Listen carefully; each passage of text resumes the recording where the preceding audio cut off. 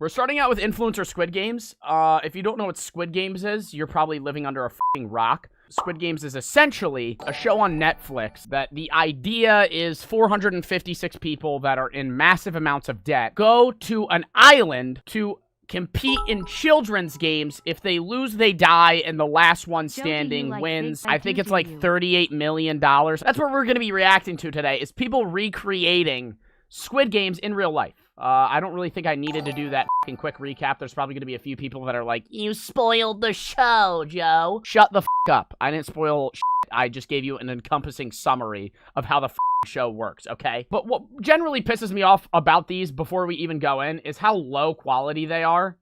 We're going to be reacting to the Stokes twins version of Squid Games, Bryce Hall's version of Squid Games, and Brent Rivera's version of Squid Games. It just annoys me. Creators just try to recreate this shit because it's so low quality. And I know Mr. Beast is gonna be recreating this, and I'm hoping that that one is good. We're obviously not reacting to that one. I know for a fact he's doing the full 456 people. He's giving away $456,000. So he's doing it like the real way, right? I mean, he's obviously not gonna kill the contestants because that would be, you know, a crime, but these ones are straight up dog shit. They recreate the games. They're really bad. They have like 20 people playing, and it's like idiots in shitty costumes with paintball guns. That's the fucking, that's kind of whack about these two. They made their money back on this video, right? But a lot of creators will not make their money back. But like 20 of your subscribers, you couldn't get more people? Because, like, theoretically, the idea of Squid Games is there's a lot of people, so it slowly narrows. But if you start with fucking no one, what if everyone loses red light, green light? What if everyone loses?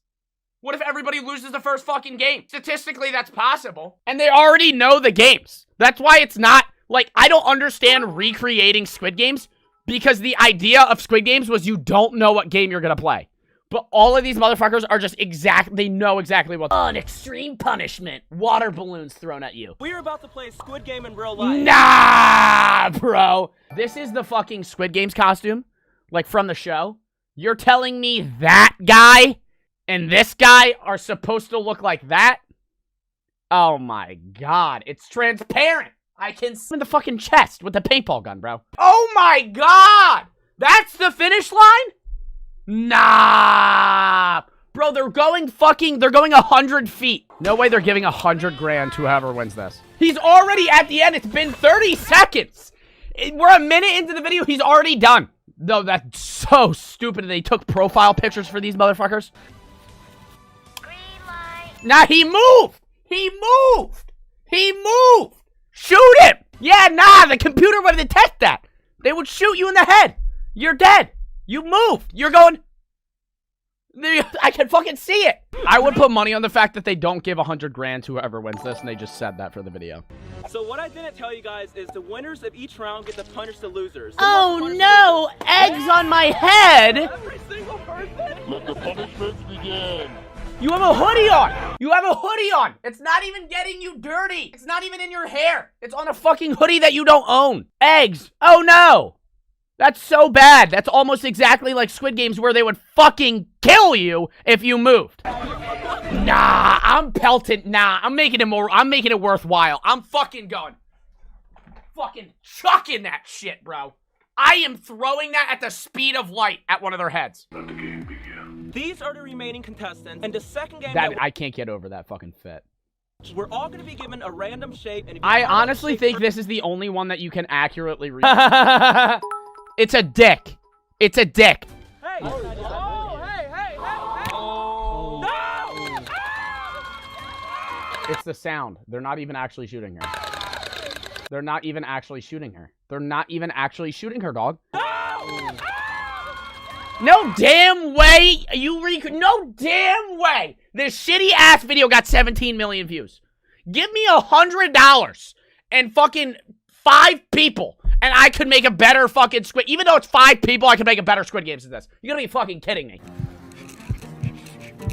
Why are they showing it now? They blurred it the whole fucking time, and then they just showed it. Yeah, and why are they doing it in a park? Oh my god, they got goddamn 5-year-olds in this shit. They got goddamn 5-year-olds in this shit. And you guys want to punish them? Yeah! Throw water balloons at him! Woo! Woo! That kid just fucking pelted that shit and it popped in his hand. Watch this kid right here. This kid right here. He just broke in his hand. Just broke in his hand. I wish I could freeze frame that shit. Can I fucking slow this down? Misses completely. Oh, fuck. I missed. Give me another one. And then he throws this one and it just sprays all over his hand. Explodes before he even throws it. Love that. Love to see it. Was that even a sound in the show? They keep playing it. That's not even a sound in the show. What the fuck is that? Yeah, see, yeah, do it like this. Do tug of war like this, where you fucking fall to your death if you lose. They're gonna do it into like a kiddie pool. Strategy. They watched the show. It will not work. You're gonna get yanked into the fucking pool because the guy on anchor is fucking 250 and could probably bench all of you. They're not trying. He's holding it like this. You don't hold a fucking tug of war rope like this. Oh, you gotta be fucking kidding me. This is the worst video in the world. This is the worst video in the world. He just jumped in the fucking... He just jumped into the fucking pool. Dislike, bro. This is a fucking shitter-ass video. This is the best recreation of Squid Games I've seen. Downvote. What? That is categorically false. That is categorically false. There's absolutely no chance that is the greatest Squid Game recreation you've ever seen. That is no fucking way. There's no fucking way. Oh, really? Really? Oh, I would have never known. I'm never gonna get over that. That is literally a 12-year-old! They swapped him out! Who is that? This is just weird as fuck. 2, 4, 6. I also believe that part was staged. They're playing a game where it's all about brute fucking force and just pushing someone out of a fucking ring. And this guy's easily 5 inches taller than them. Yeah, not 100 grand. That is not 100 grand. That is a JPEG image. That is not 100 grand, bro. Click here to learn how to make the Squid Game honeycomb. And click. No, I'd rather not. I'd rather not watch your tutorial. How many views did that get? Pay attention.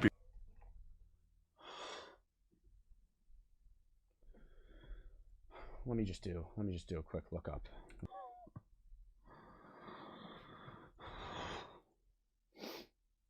Moving on. Now we're gonna watch Bryce Hall's version of the Squid Game. I would say these masks are probably even worse. That doesn't even look at all like the other one. Gentlemen, there's no ladies. Gentlemen, this is only a 5-minute video too. Have you ever noticed? But I feel like most TikTokers that do YouTube post like fucking 3-minute videos. Post an actual YouTube video. Like, I post like 25-minute videos, bro. Oh, hell no. This is worse than the Stokes win, Bryce. Gentlemen, Bryce. welcome to the Squid Games. Bryce, you have white t-shirts and paper, colored paper, that you Sharpie wrote numbers on. Winner does get a cash prize, just like the How show. much? How much? How much? Except it's not $20 million, it's $2,000. Oh. Bro, that doesn't even look like the Squid Games mask. That's just that looks like a purge mask that you drew a square on. I'm legit just as nervous as if we were actually gonna get killed. This is That is categorically false. That is blatantly false. You're as nervous. I am legitimately as nervous now as if I was going to get killed. You're gonna get shot in the back with a paintball gun versus getting murdered. I feel like those are 2 levels of nervousness. I feel like I would probably be not nervous at all if I'm gonna get shot with a paintball gun. Maybe a little bit. Maybe a little tingle in the toes, right? You tell me you're gonna shoot me in the head if I lose, then I'm kind of freaking out. Bro, and they're aiming at the house. They're running probably like 60 feet. This is even less. He's holding his asshole right now. green light. Holy shit. You get shot? No. I'm looking at a line of white shirts. Whichever one moves. No, and I will say, this would be fun, right? Like, doing this with your friends, like, oh, you have a big group of friends or some shit. This is probably like 30 people, right? Hey, we're going to play red light, green light. I shoot you in the fucking back if you don't make it. That would be fun. But saying it's a recreation of Squid Games is a bit far. I would say this would be a fun game, but recreation of Squid Games, no. Red light, you just go. Colorblind, you dicks. They all look the same.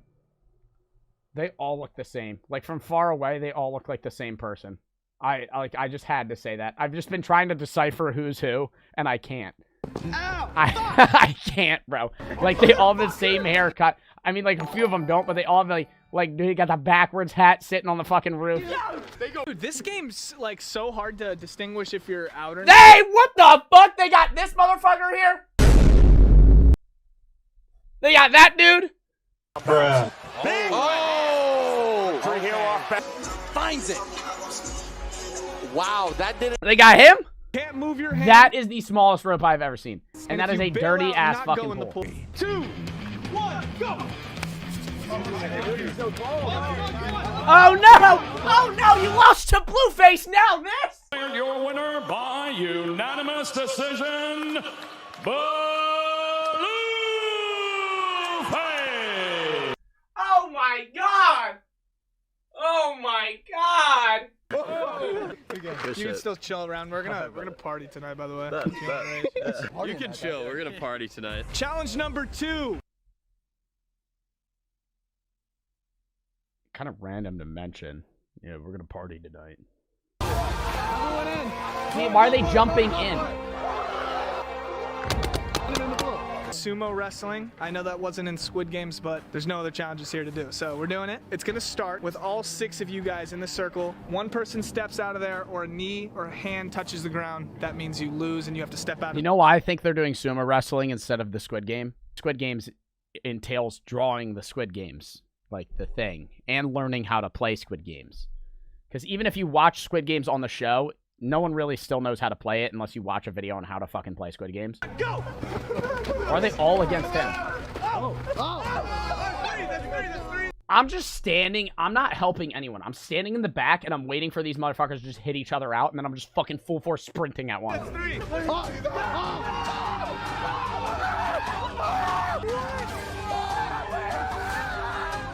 This was a very controversial win, but I'm gonna have to give it to I don't think that was controversial at all. I think he won the game. We brought in 20. Oh, this is Brent Rivera's now. Now we're on to fucking Brent Rivera's shitty-ass recreation. Brent Rivera. Everybody remembers Brent Rivera from Vine. Anybody remember his Vines? Brent Rivera, he does TikTok now, too. We're going to be watching his fucking reenactment of Squid Games. They're all the same. If you've came to the realization that they're all, I mean, they're, number one, all bad reenactments. Number two, they don't have nearly enough people. This is like fucking 12 people. Hold up. There are 10 YouTubers and we're playing Squid. Brother, no damn way they got James Charles for Squid Games. That's cooler that they did that. 1, go! Oh my god! Oh my god! Science! 2, 1, jump. YouTubers play Squid Game in real life. They're doing elephant toothpaste. What is fucking happening? Alright, so Caleb is carving up Ben's mattress so that he can fit in there and we can scare Ben. Alright. Oh, yeah. It's perfect. Bro, when are we getting to the Squid Games? Yeah. Okay, ready? 3, 2. What are you doing? Oh, so terrifying. Ha ha ha ha ha ha. Wait, is there actually no Squid Games in this video? No, there is at the end. There's no possible It's like the last 4 minutes of the fucking video. This is definition clickbait, bro. To just jam shit in the video that has nothing to do with the actual video title. Alright, so right now I'm gonna be slapping Pearson's butt in front of our family. Oh my god, they're gonna hate us. I'm scared. They're gonna hate you. They're gonna hate me. So, I think we're gonna do it right here. Pearson. Oh, whoa, your butt looks good. Ooh. Alright, take a seat. Bro, we're just reacting to like random shit at this point. And we're here for a Squid Games video, bro. Who the hell does that? Like, yeah, you might slap your girlfriend's butt or some shit, but you're not like, oh, wow, that ass looks nice today. Slap. Slaps, I guess, right? Yeah. Ah. No, that's it. Get me out of here. Get me out of here. Get me out of here. Holy crap. Thank no God, way. here we are. Oh, Nah, not the phase rug, the chug rug. Where's the chug rug? Promote it. oh my God. Oh, Holy again, the shitty costumes. crap. No way. Oh, This is terrifying. Sprint. oh, wait. The guard's going somewhere, Caleb. 176. She didn't move. Sophie Dossi. What happened? I was trying to run. And you just couldn't stop. She didn't move. She stopped. Take me away. Take her away, boys. 3, 2, 1. Oh no, you shot it over her head. Bro, how did they get these motherfuckers to agree to this? How? If I'm FaZe Rug, I'm saying hard pass on this. I feel like this is just bad publicity because it's a shitty fucking video. How much would somebody need to pay me to participate in one of these videos? In Brent Rivera's video for Squid Games, like imagine like I was just replacing them. How much would he need to pay me? Well, I'm assuming they all did it for free because they're just getting publicity. But I would need. I would say I would do it for like $1,000. If I was in the area, I'd be like, yeah, pay me $1,000, I'll do this. All right, so we have Team 1 and Team 2. Hey, wait, who's gonna win? We are. 1, go! Oh! I would destroy everybody at Squid Games, that's a fact. Oh! That's literally a slime pit. Get slimed! So our version of the glass Did he bridge is mention called money? the pool puzzle. Each stepping stone is made with either wood or cardboard. If you guess the cardboard, you will fall into the water and be eliminated. First person across wins. I feel like $5,000. that's way easier to understand, like to determine whether or not that's glass.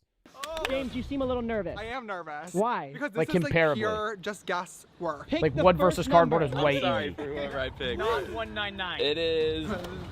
It's 199. Hey, we'll just go all the way across. Which one are you going to choose? I feel like you can tell because it's just like which one's more structured. Like you just tap it with your foot. Choose this one. Okay. 3, 2, 1. You're one down. There's 4 more to go. All right, great. Good luck.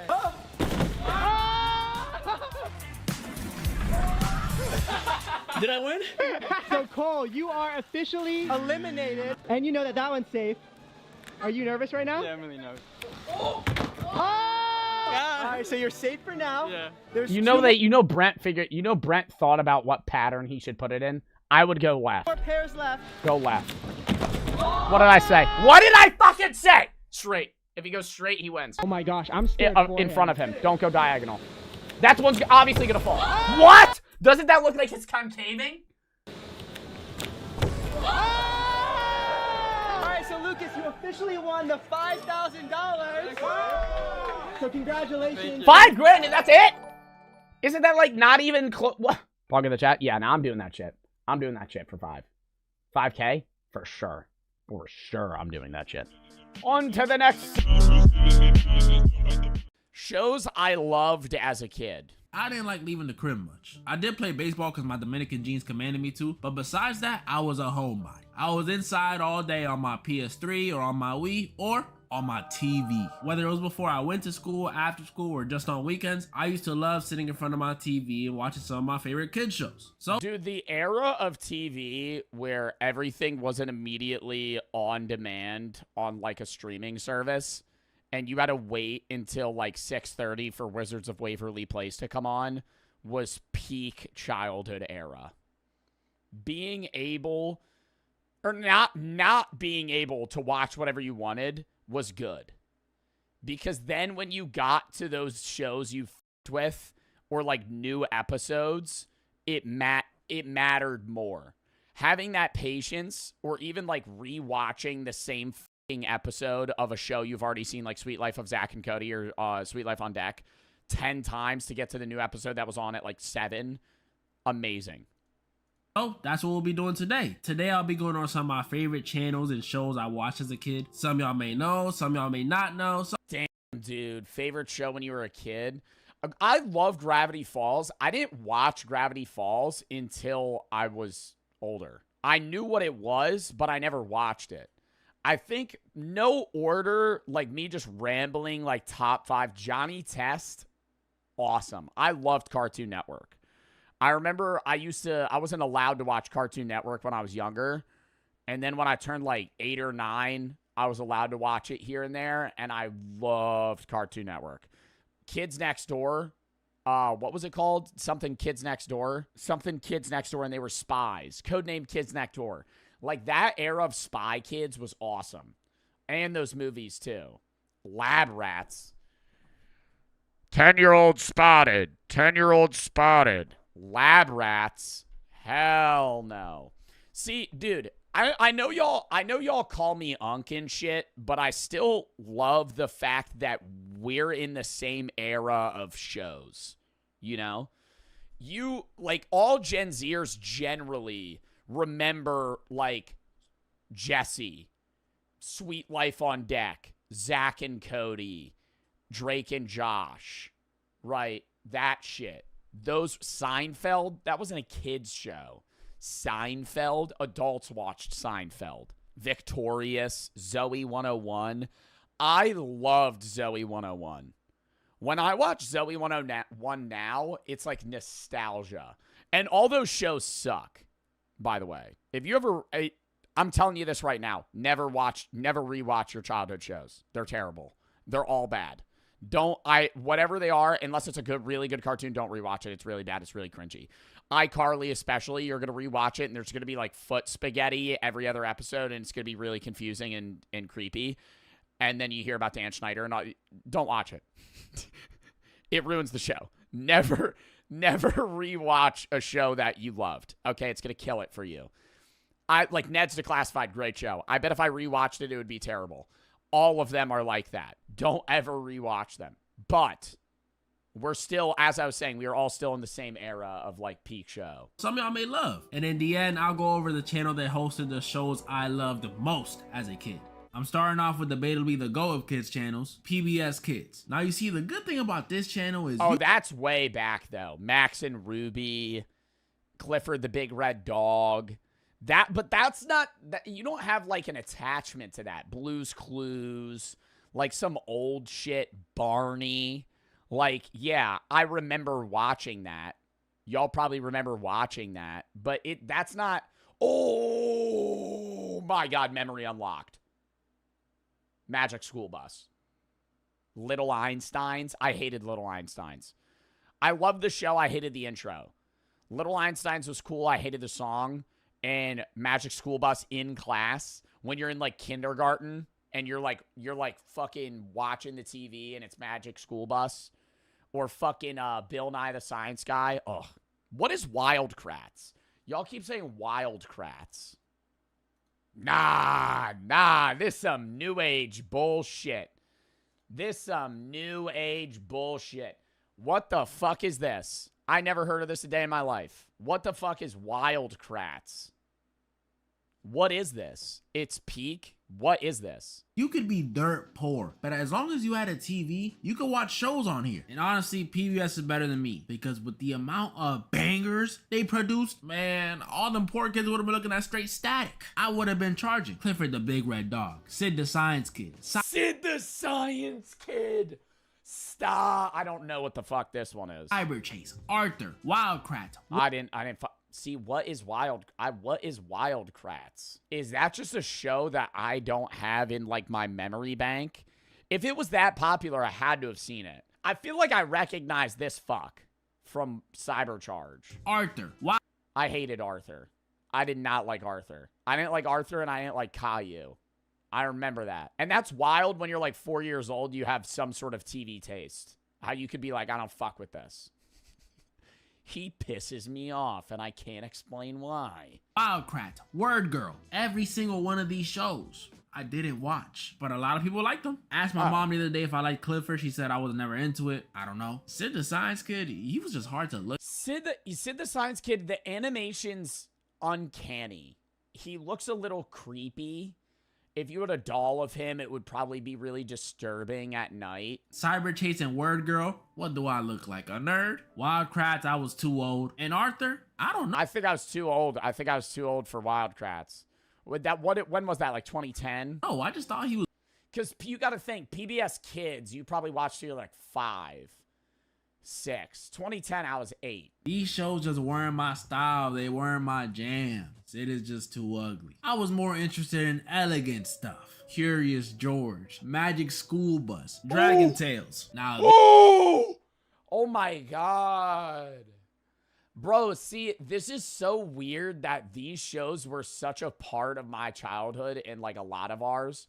Dragon Tales, bro, I would not remember that. If I didn't watch this video, I would never have, that would not have sparked in my brain for the rest of my life. Maybe on my deathbed. Maybe on my deathbed as dimethyltryptamine's getting released in my brain, I'm like, oh, Dragon Tales. And I sit back up. That's one of the incoherent things I would be blabbering to my grandkids at that time while I'm on a hospital bed. We gotta go get the star. What? I'd just be talking about random childhood shows. These were the shows I was excited to watch. Magic School Bus was dope. Miss Frizzle was always taking the kids down some random orifice or some random homeless dudes. I remember I thought Miss Frizzle was bad when I was a kid, bruh. I remember Miss Frizzle. I was like, I thought Miss Frizzle was attractive. Some random orifice or some random homeless dude's body. It was great. Curious George, he was just a silly monkey. He was just enjoyable to watch. It still fucks me up that he ain't got a tail. I remember him with a tail. And Dragon Tales, come on, they're dragons. They had a pink one, a blue one, twin dragons. They even had a disabled dragon for some reason. But my favorites on PBS Kids were easily Teletubbies, Sesame Street. No, Teletubbies was... I think I was too young to remember. The only memory I have of Teletubbies is no thoughts. Like, I'm talking, if you entered my brain in these memories, it was just... And I was watching it on one of those fat-ass dinosaur TVs at my grandparents'. And I was just like this. And I remember the son was talking.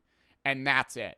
It's so weird because when you look back at your younger memories of yourself, you could look back at those memories and not necessarily remember what you were thinking, but remember the mindset you had at that time. I feel like when you go pre-5 years old, all of your memories are like implanted. You can't resonate at all with like your personality or anything. Obviously, you're a different person every year, every day. But like I could look back at me watching iCarly and like remember the foods I liked and remember the person I was at that time. I can't look back pre-5 years old and have like any recollection of any memory I ever had. I don't even know what they did on this show, honestly. Frolicked or stared at the baby son, I don't know. But I know I liked it. My favorite Teletubby was Tinky Winky. Then there was Sesame Street, aka the top dog of this channel. And I may have not liked Clifford, but my mom told me I was a fiend on this show. And she wasn't wrong. I loved everyone on Sesame Street. They had to go Elmo leading the charge. So many memories with him, so many. Easily my favorite one of the show. I literally cried when my mom threw away my Elmo doll. It still hurts. Then they had the giant overweight Duck Bird, Big Bird. I highly doubt. Is Barney a part of Sesame Street? See, this is where I get so fucked up. Is Barney in... No. What is Barney a part of? Why do I... Bro, chat, no, that was a genuine question, bro. Why are y'all getting upset about it? He had his own show. But did he have other stuff? Muppets. Were Muppets and Barney the same thing? No. And then my two favorites besides Elmo, Oscar the Grouch and Cookie Monster. I love Cookie Monster. How could you not like these two? Oscar was funny. Cookie Monster, he was clearly a drug addict, but he was so crazy and wacky. He was funny. And then the last of my favorites from PBS, Barney. Who can blame me? Everyone liked Barney. See, what were these other weird dinosaurs with Barney? I don't remember any of them. I just remember the one song where it was like, I love you, you love me, we're a happy family.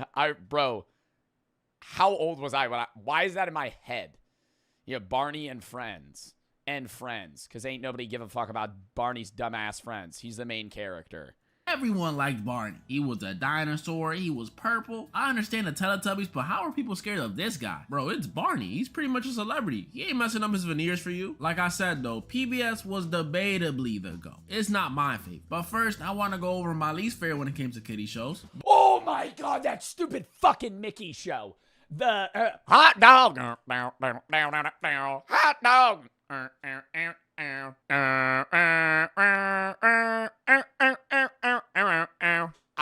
What is that? What is that? The Mickey Mouse Clubhouse, and it was like a weird, dude, it was like a fucking bad acid trip watching that stupid show. Disney Junior. This channel just didn't really have... Oh, fuck Disney Junior, dude. That show, I remember every show there was like, dude, just repetitive. Every day I would wake up for school to be Mickey Mouse Clubhouse on. That many hits, and the ones they did have just weren't really my forte. I was not watching Little Einsteins. Oh, they're annoying ass. I would curb stomp these motherfuckers, Little Einstein.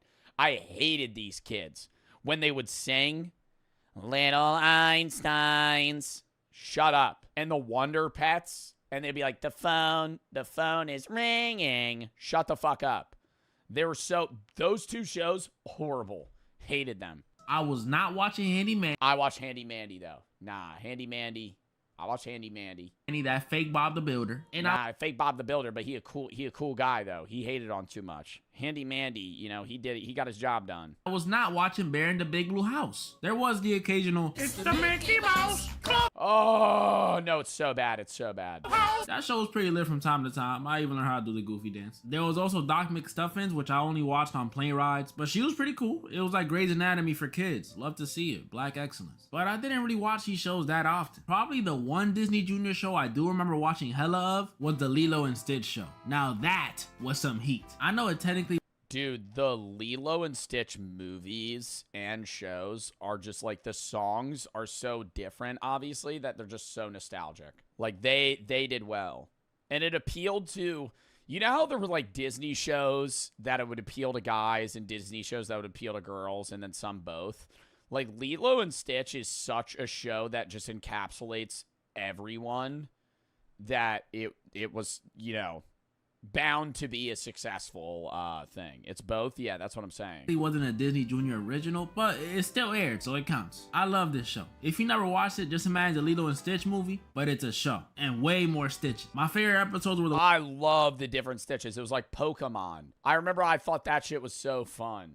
When they would come out with different, like, all the little mutants, and they would have their own little powers, and some of them would be, like, stupid, and some of them would be really dangerous. Way more Stitch. My favorite episodes were the one where Stitch gets a shorty, pretty much a pink version of himself. And of course, the crossover episode with Kim Possible. That was some heat. Who, if we're counting as a Disney Junior show, then this was also a banger. Kim and Shego My Ego were obviously my favorites. And relax, it's not because I thought they looked good as a kid. You got me. The rest of the cast was alright. We had Ron, who was supposed to be like the love interest, but come on now. We all know he was just the gay best friend. We had the fat black dude. He was like the hacker one. He was chill. And then we had my least favorite of the main cast, Rufus. He was just chopped. He was Ron's naked mole rat. I don't remember that. What? Rufus the naked mole rat. I remember watching Kim Possible. I remember the little nerdy guy and Kim Possible and everybody else. I remember that cheerleader in the back. I remember her. Who is owning this? But the show was good. It was fun. It was cool. It was fun to see Kim go on these spy missions. And Ron always messed something up. But that was just Disney Junior. That's not even me bringing up Disney's other kid channel that I want to talk about. Disney XD. But before I talk... Bro! Zeke and Luther. Oh my God. No, that just brought back another one right there. Disney XD. Yeah, it was for like the hardcore teens. It was like you felt badass when you watched Disney XD. It had all the edgy shows. Disney XD. Older kid cartoons. Zeke and Luther. Fucking, yeah. I don't know if Kick Patowski was on it. But yeah, shit like that. Talk about Disney XD, I need to talk about its predecessor. And I'm not gonna lie, if you were born after 2006, you probably have never heard this channel. But let me tell you about it, because it was amazing. JetX. My late 90s and early 2000 viewers, I know y'all feel the nostalgia. Nope. Nope. You lost me. Early 2000s, late 90s, literally in that demographic. Had nothing educational. It was literally just Disney XD before Disney XD. The logo seems familiar. You know when there's just like parts of your childhood that are just like lost forever? This seems like one of those. I'm not doubting that I watched this. I just can't remember it. Except its shows were not even debatably, its shows were better. This channel had shows like Sonic X, which I already know. a banger. Yin Yang Yo, Totally Spies, Power Rangers SPD, Power Rangers Mystic Force, Power Rangers Ninja Storm, and the best Power Rangers series, Power Rangers Dino Thunder. Honestly, I loved all of them. I was always the Red Ranger, but this one holds a special place. I always wanted to be the black guy. This channel also had Puka. Y'all know that show where the little ninja dude is running from that girl who can't take no for an answer. It was fire. I love that one as a kid. I'm being fucking for real. What do you want me to lie? I wanted to be the black dude. It was fire. I love that one as a kid too. And not only did it have great shows, but this channel was also low-key my introduction to anime. It had another show I loved. Oh, were these all shows that were on Jetix before it was acquired by Disney XD? Specifically Digimon Frontiers, which unironically has one of the best. I never watched anime as a kid outside of Pokemon. I remember watching like early Pokemon episodes, and that was it. I never watched Goku, never watched Naruto, never watched Digimon. Then they had my go-to Mega Man, NT Warrior, and Beyblade, the original one. Oh my goodness, was I obsessed, especially with Mega Man. Bro, I wanted to be him. And of course, you know I can't forget my favorite of the marketable animes, Yu-Gi-Oh! Me and my brother loved this show. I hate Yu-Gi-Oh! The card game. I never watched the show. I bet it was cool. But Yu-Gi-Oh! The card game is so fucking poorly made, in my opinion. It's like a game, the game, if you have a good deck, you win in fucking 4 turns. It's just not, there's no build. Okay, keep in mind, the reason I have this bias is because I was a Magic the Gathering nerd. I don't know what card games you guys played, but I never played Pokemon, I never played Yu-Gi-Oh! I played fucking Magic the Gathering. Like, turbo nerd game made by a mathematician, like, nerd shit. I loved Magic the Gathering. And so any game that didn't have the same exact mechanics, like, I didn't understand why you had the base health you had or how the game and the turns went in Yu-Gi-Oh! The idea of, like, mana play made way more sense to me. Magic the Gathering, bruh, nerd alert. Okay, let's be fucking for real right now. If you play any card game, that's nerd shit. Nothing wrong with it. But let's not try and discriminate Magic the Gathering and act like Yu-Gi-Oh! Is for jocks. Because at the end of the day, all of them are nerd shit. I'm not dissing Yu-Gi-Oh! Players. It's just not a game I could get into. We had DVDs, we had action figures, we had cards. I just said had. I still have cards. Let me show. Bro said Uno? Uno? Yo, you're not even in the conversation, dog. Get the fuck out of here. All right. We're talking about some hardcore-ass deck builder games. You're saying Uno? No, not Uno. We're talking about fucking Pokemon, Magic, Yu-Gi-Oh! Hell, Digimon? I don't know. Any other card game that had a fucking... You had cards that had effects. I still have cards. Let me show you. Check them out. Check them out. Just like Mega Man, bro. I wanted to be Yuki. I said the story in one of my old vids how I wanted to dye my hair purple, gold, and black to match him. Oh, dude, I remember I wanted to be Ben 10. I have a vivid memory when I was in the hospital because I had to get a fucking mole removed on my face. And they had to, like, put me under for it. Because they had to, like, chop. I don't know why they had to put me under for it, but they did. And I had an IV in watching Ben 10. And it's so, like, I remember the room set up. Like, I'm imaging it in my head right now. I had to be, like, 9 or 10. Also, gotta say this. Going under, off topic. Going under on anesthesia, terrifying. It's literally being dead. It is being dead. No dreams, you time warp. You time warp under anesthesia. When you dream, this is the best way I could describe it. Even if you sleep through the whole night, when you fall asleep and wake up, even if you don't remember your dreams, you feel a sense of time passing. When I fell asleep under anesthesia, this is the only time I've ever been under it. I remember him the doctor asking what sports I played. I had a mask on my face. I'm breathing in this fucking air. And he's like, count down from 10. I'm like 10, 9, 8. Literally 10, 9, 8. Literally cut, boom, awake. Like instantaneously. Just like fucking, like I'm playing buckshot roulette and you just shot me in the chest and then I just got fucking rezzed by some weird medicine. literally like fell asleep but you feel like you feel like you slept because you're energetic, but it's like no time has passed. Like you literally just time warped one place to the other. I was willing to become emo for Yugi. That's just how much I love this show and all its characters. I even loved Kaiba, and his whole purpose was to hate on Yugi and Joey. Mokuba, make sure Wheeler's late. Jetix was just amazing, man. It was amazing. But now I gotta talk about Disney XD. Now Disney XD, although not as amazing as Jetix, it was definitely a step up from Disney Junior. Kick Buttowski with his BBL, the 9th grade ninja, Ultimate Spider-Man. This wasn't a bad lineup, but the bestest thing to ever air on Gravity Falls is like a timeless show. That is just such a good... I originally got this question mark tattoo, not even because it was the Gravity Falls question mark. I just thought it looked good. But now, like, I didn't get it for the question mark. I just tell people I got it because it's the Gravity Falls one, because I don't want to explain why I got it. And they're like, that's badass. Like, nobody's ever gone, dude, you got a Gravity Falls question mark? Like, people fuck with Gravity Falls. It's so cool. It's just, the plot is great. It's a kid's show for sure, but it's not a kid's show where it's like shitty kid humor. It's just, it's a story. Kids like the humor and like the quickness of it, but when you grow up and you watch the show and you're in your late teens, early 20s, it's still just a show that has a good fucking plot. You're like, I want to know what happens next.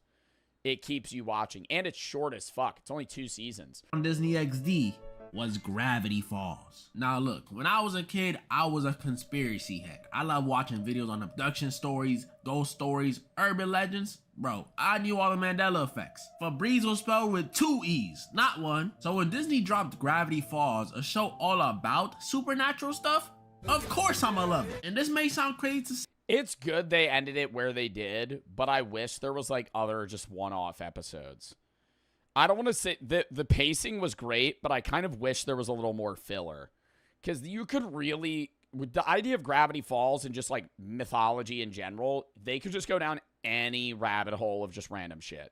They're making more of it. I remember when that website came out 10 years after the fucking final episode of the show, and it unlocked and people tried to decipher it. And it basically said that Dipper and Mabel are the only 2 that survived out of every single universe in existence, and that's because of Waddles. But even then, that doesn't claim that they're going to make another show. It did say that Bill Cipher wasn't dead, but I don't think they're going to continue the show. Wouldn't it be weird if they did a season 3 with them grown up? I don't know. I think this is one of the best cartoon shows of all time. There was some new weird thing going on every episode. The show was actually pretty funny, and the characters were lovable. Look at Waddles. What I loved most about this show, though, is that back in the day, it had everybody who watched it theorizing about who made the journals. Theorizing, and also the animation style of Gravity Falls is fucking great. It's like that Total Drama Island-esque, vibe. Most people were wrong, though. Like, can y'all believe there were people saying Seuss wrote the journals? Seuss? He's the stupid one. I thought it was the homeless dude. My favorite episodes were the one where Mabel gets zooted off that fun dip. That was hilarious to watch. And Bill Cipher. Yeah, that actually is a funny-ass episode. His introduction episode. Only because when I first saw him, I was shocked. I remember thinking, like, dude, this was when I was like 18 watching the show. Bill Cipher was scary. Like, the idea of Bill Cipher is, obviously in the show, it's not that scary, but it's like, fuck, dude. Imagine being a kid having to deal with Bill Cipher. The Illuminati. I could honestly make a whole video on this show, but now I want to talk about one of my favorite channels, Nick Jr. Nick Jr. was definitely my second, if not favorite channel to watch as a kid. This channel had straight 10s. Yo, Gabba Gabba, 10. Lazy Oh my God, saw them live at Coachella. Amazing. Lazy Town. Oh, didn't that guy die?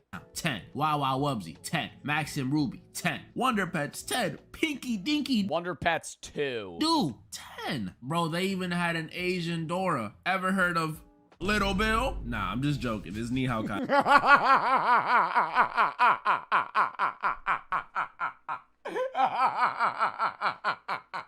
That was not that funny. Oh my God. Oh my God. Oh my God. Ni Hao Kai Lan. I remember that show. Ever heard of Little Bill? Nah, I'm just joking. It's Ni Hao Kai Lan. I did like that show though. All these shows were great. Sporticus had me doing push-ups. Pinky Dicky Doo had me brainstorming. Max had me hating my sibling. Hotland had me ordering Chinese food in Mandarin. Bro, I even enjoyed the Fresh Beat Band. And oh my goodness, these dudes have me wanting to sip smoothies and hit the stanky leg. But although these shows are great, they ain't even scratching my top 4 on this channel. My top 4 were The Backyardigans, Blue's Clues. Bro, we need some more shows like Ni Hao Kai Lan. I feel like that would slightly fix our youth from like modern racism and other shit too. Like, not trying to get political, I feel like when you had shows like that were trying to introduce you, no matter how successful they were, but I feel like when you have shows that are like trying to introduce you to like other cultures and like foreign like people, it's better. When you're like a kid growing up in the middle of nowhere in the US and your only shows are of like white Disney actors and no one else, it's like, ooh, not really putting you off to a great start there. Dora, and one more I'm gonna mention in a second. The Backyardigans, come on now, definitely up there. If you ain't watched this when you was young, you missed out. The adventures, the characters, the music. I know y'all ain't forget the music. Castaways. We are castaways. Look at them, they're hitting that. I've always been a Pablo kind of guy myself, but I liked everyone else too, except Austin. I don't know why, but every time I turned on the TV, he was barely in any episode. You think you're too good for me? Blue's Clues, man, this was one of my go-tos. We just got a letter. Blue's Clues is kind of creepy though. Watching it back, like they could have really pivoted this into some sort of horror series. I for real love this show so much. Seeing Blue and Steve, my goat Steve, going on little adventures, teaching us how to tell time, learn about physics, how to jump through paintings was all so great. Makes me want to shed a tear. I just can't believe they replaced him twice. And see, okay, they did. Okay, I was mixing them up. I was thinking of people from the Wiggles that died, but they did replace Blue's Clues. Hey, Blue 3D, like what is this? Dora, I know a lot of people hate on her, but this girl and her cousin Diego were... They've been giving people way too long to answer those questions, bro. They'll be like, what do you think we should do?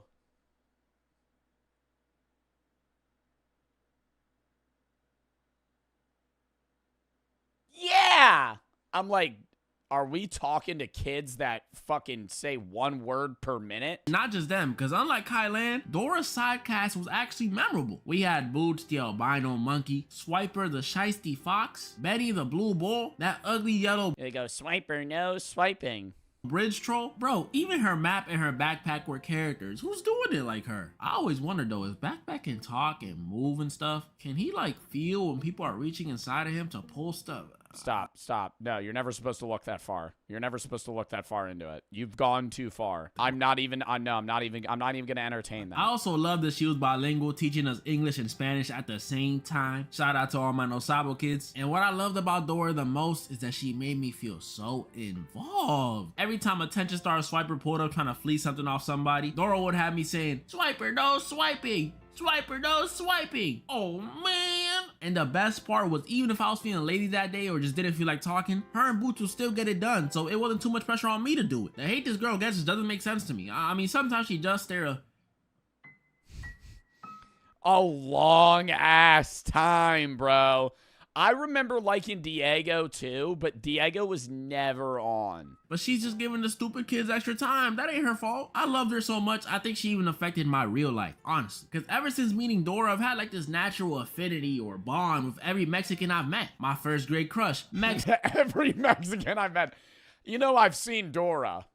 You know, just saying. But my favorite show to watch on Nick Jr. was The Upside Down Show. Shout out to the... I don't remember this. The 3 other people that know this show. A lot of y'all probably don't know what I'm talking about, but hear me out. It was this weird Australian show, I know, that would play on Nick Jr. at like 11 p.m. Yes, I was staying up for this. Where these 2 dudes, one bald one, would go on these little adventures, whether it be to the park, the movie theater, other places. And the whole time, we the viewer would help them get to where they need to go. But it wasn't on some Dora stuff, do you know where the bridge is? No. We would use our real life remote to speed them up, slow them down, turn off the lights. It was... Oh, wait, that's actually awesome. Some really cool interactive stuff. And not only that, but everything in this show was acted out by these 2 dudes. Like everything. Sound effects, objects hitting them. They even had these little action sequences where they would use their fingers to parkour. It was so cool. Like, I love this show. But sadly, Nick Jr. canceled it after only 13 episodes. Yeah, probably didn't perform well. You could do a whole video on failed Nickelodeon and Disney series. Like Jerry Trainer, Sam and Cat, fucking what was that one with Jerry Trainer? Something Wendell. Mick and Wendell or some shit. There's like a million shows that had like 6 or 7 episodes out of them and then immediately failed. Sam and Cat didn't fail. I feel like there was only like 1 season of that. Yeah, it was 1 season. Was it meant to be 1 season? Oh my God, 1 season, 36 episodes. Holy fuck. I forgot how many episodes they have per show or per season in like kid shows. I know. I can low-key see why. It was a bit odd and felt like a fever dream sometimes, but man, please, those of you who rock with me, I mean really rock with me, when you're done with this, just watch 1 episode. Just 1, please. And now, for my favorite. I gotta say, I gotta say this first because we were on Sam and Cat. I hated how dumb they made Ariana Grande. Even when I was a kid, I was like, bro, I know she's not that stupid. Like, you're going to one of the best high schools in the world. You're like one of the best performing arts students in the world, and you're an idiot. Like, get out of here. Everybody else doing so well. She's like, what? Like, oh my God, just like unbearably annoying all the time. And it's not even her fault. Like, I know nothing against Ariana Grande. I hated how they made her character. Channel to watch as a kid, Cartoon Network. This channel during the early 2000s and even some of the 2010s was just a definition of perfection. Oh my God, Ed, Ed, and Eddie. When I would come Ed, Ed, and Eddie. Come out of school, this channel was my first option every single time. Unless SpongeBob was playing, I was on Cartoon Network enjoying shows like Ed, Ed, and Eddie, The Grim Adventures of Billy and Mandy. Oh my God, dude, these I could rewatch. Dexter's Laboratory, Codename Kids Next Door, Foster's Home for Imaginary Oh my God. Friends, Star Wars, The Clone Wars, Teen Titans. Hit. Amazing. Oh my God, wait, what is this? Not Chowder. What is this? Oh my God, what is that? And it's got that little white kid, and he has a striped shirt. Flapjack. Flapjack! There he is. It's too many bangers. That's not even me talking about the 2010 shows. Regular Show, Adventure Time, The Amazing World of Gumball. I never got behind Adventure Time, and I know so many people love that show, and I hated the animation style, and I still stand by that. I tried to watch it the other day, and the first episode was so bad. The first episode was so bad, and I couldn't keep watching it. Even their old shows that I'd watch on Boomerang. Yeah, some of y'all remember Boomerang. Were goated. Johnny Bravo, Cow and Chicken, Jetsons, Flintstones. Cow and Chicken, Flintstones was awesome. Dude, best show to this day, Tom and fucking Jerry. I could no brain shut off and just watch Tom and Jerry and be entertained. But for a show that came out in the fucking, 1940s? Tom and Jerry came out in 1940. And bro, almost 100 years ago. And I can watch Tom and Jerry and be like, yeah, this is chill. Those Looney Like Looney Tunes. Yeah, Looney Tunes. Oh my God. Me and Derek, thinking alike every time. Tunes, Baby Looney Tunes? It's just so much peak. I never got into Baby Looney Tunes. What is this LeBron James longevity? I don't think I could go over how much I love these shows in just one video. Honestly, it might need its own. But I can go over one of my favorites from each era. Powerpuff Girls, unironically one of the best superhero shows ever. Better than— Bro, Invader Zim. Nobody, and never, where's Fanboy and Chum Chum? Where's Invader Zim? Why are these not getting the love they deserve? One of the best superhero shows ever. Better than the CW. Yeah, Danny Phantom. Danny Phantom gets a lot of hype.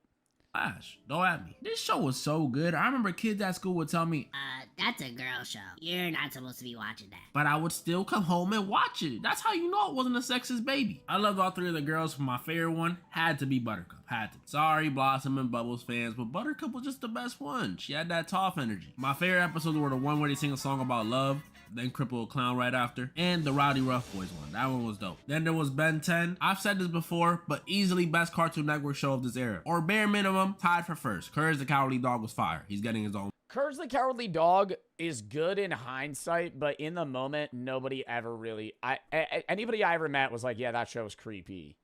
Ben 10 was awesome because it was like what every guy wanted to be. Like, just be able to fucking transform, like, be a hero, and then also be able to transform into anything that you could think of. Like, that's just so badass. I remember I had an Omnitrix toy, the plastic one though, not the digital one. We were too poor for that one. I played the games on the Cartoon Network website all the time. Bro, I even had Ben 10 Protector of Earth on my Wii. You a real one if you played this. Shout out to y'all. Bro, I remember like borderline downloading viruses to play these types of games. Like the Sweet Life on Deck game. I remember I was playing some Applejack's ass game on a fucking firewall website.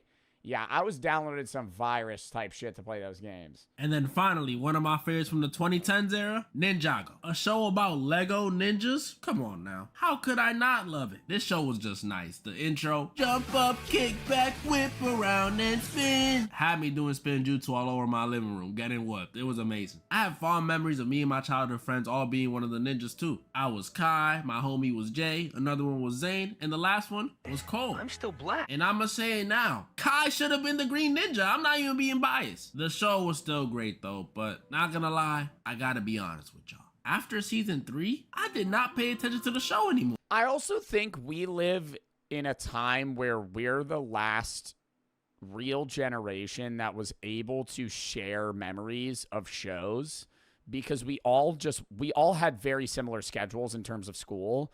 And you would always watch the shows that were on at that time. You had no control over what was on. And so we all watched, you know, Jessie. We all watched all those Cartoon Network shows. We all watched iCarly. And so because they were on the peak hours, so they were the most popular shows. Now people can pick and choose, so that variety within people, yeah, people can be more individualistic and like pick and, you know, see what they want to fucking see. I don't think that the Gen Alpha generation is going to be able to do what we're doing right now. I think that they're going to maybe look back at specific social media trends and be like, yeah, remember that. But I don't think they're going to be able to like, they're not going to look back and be like, yeah, we watched this when we were kids. Because they're all going to have watched some dumbass different shit that doesn't intertwine with each other. Because nobody watches cable TV. They just pick and choose shows or YouTubers. I think I phased out of Nickelodeon, Cartoon Network, and Disney XD the second I figured out what YouTube was. That's when I stopped. I think that's when most people did. Eventually, though, I did come back to rewatch the entire series, but when I came back, I found out this show, unlike other shows that runs for like, 5, 6, 7 seasons maybe, this show has 15. They're Lego ninjas. What do they got going on the last one like 6? As much as I love this show as a kid, I'm not gonna lie to y'all, I am not watching that. Same reason I don't watch One Piece. I may be missing out on Peak, but no. That was pretty much all the shows I wanted to go over today, and there will definitely be a part 2. I have to show Cartoon Network some more love. Even the other channels, Nick and Disney, y'all really thought I wouldn't mention SpongeBob, Avatar The Last Airbender, Sweet Life of Zack and Cody, or Wizards of Waverly Place? Come on, y'all know me. Dude, the intro to Wizards of Waverly Place is so fucking good. Oh my god. Or it's like, everything is not what it seems. We gotta move on. All right, we're gonna save this other video for...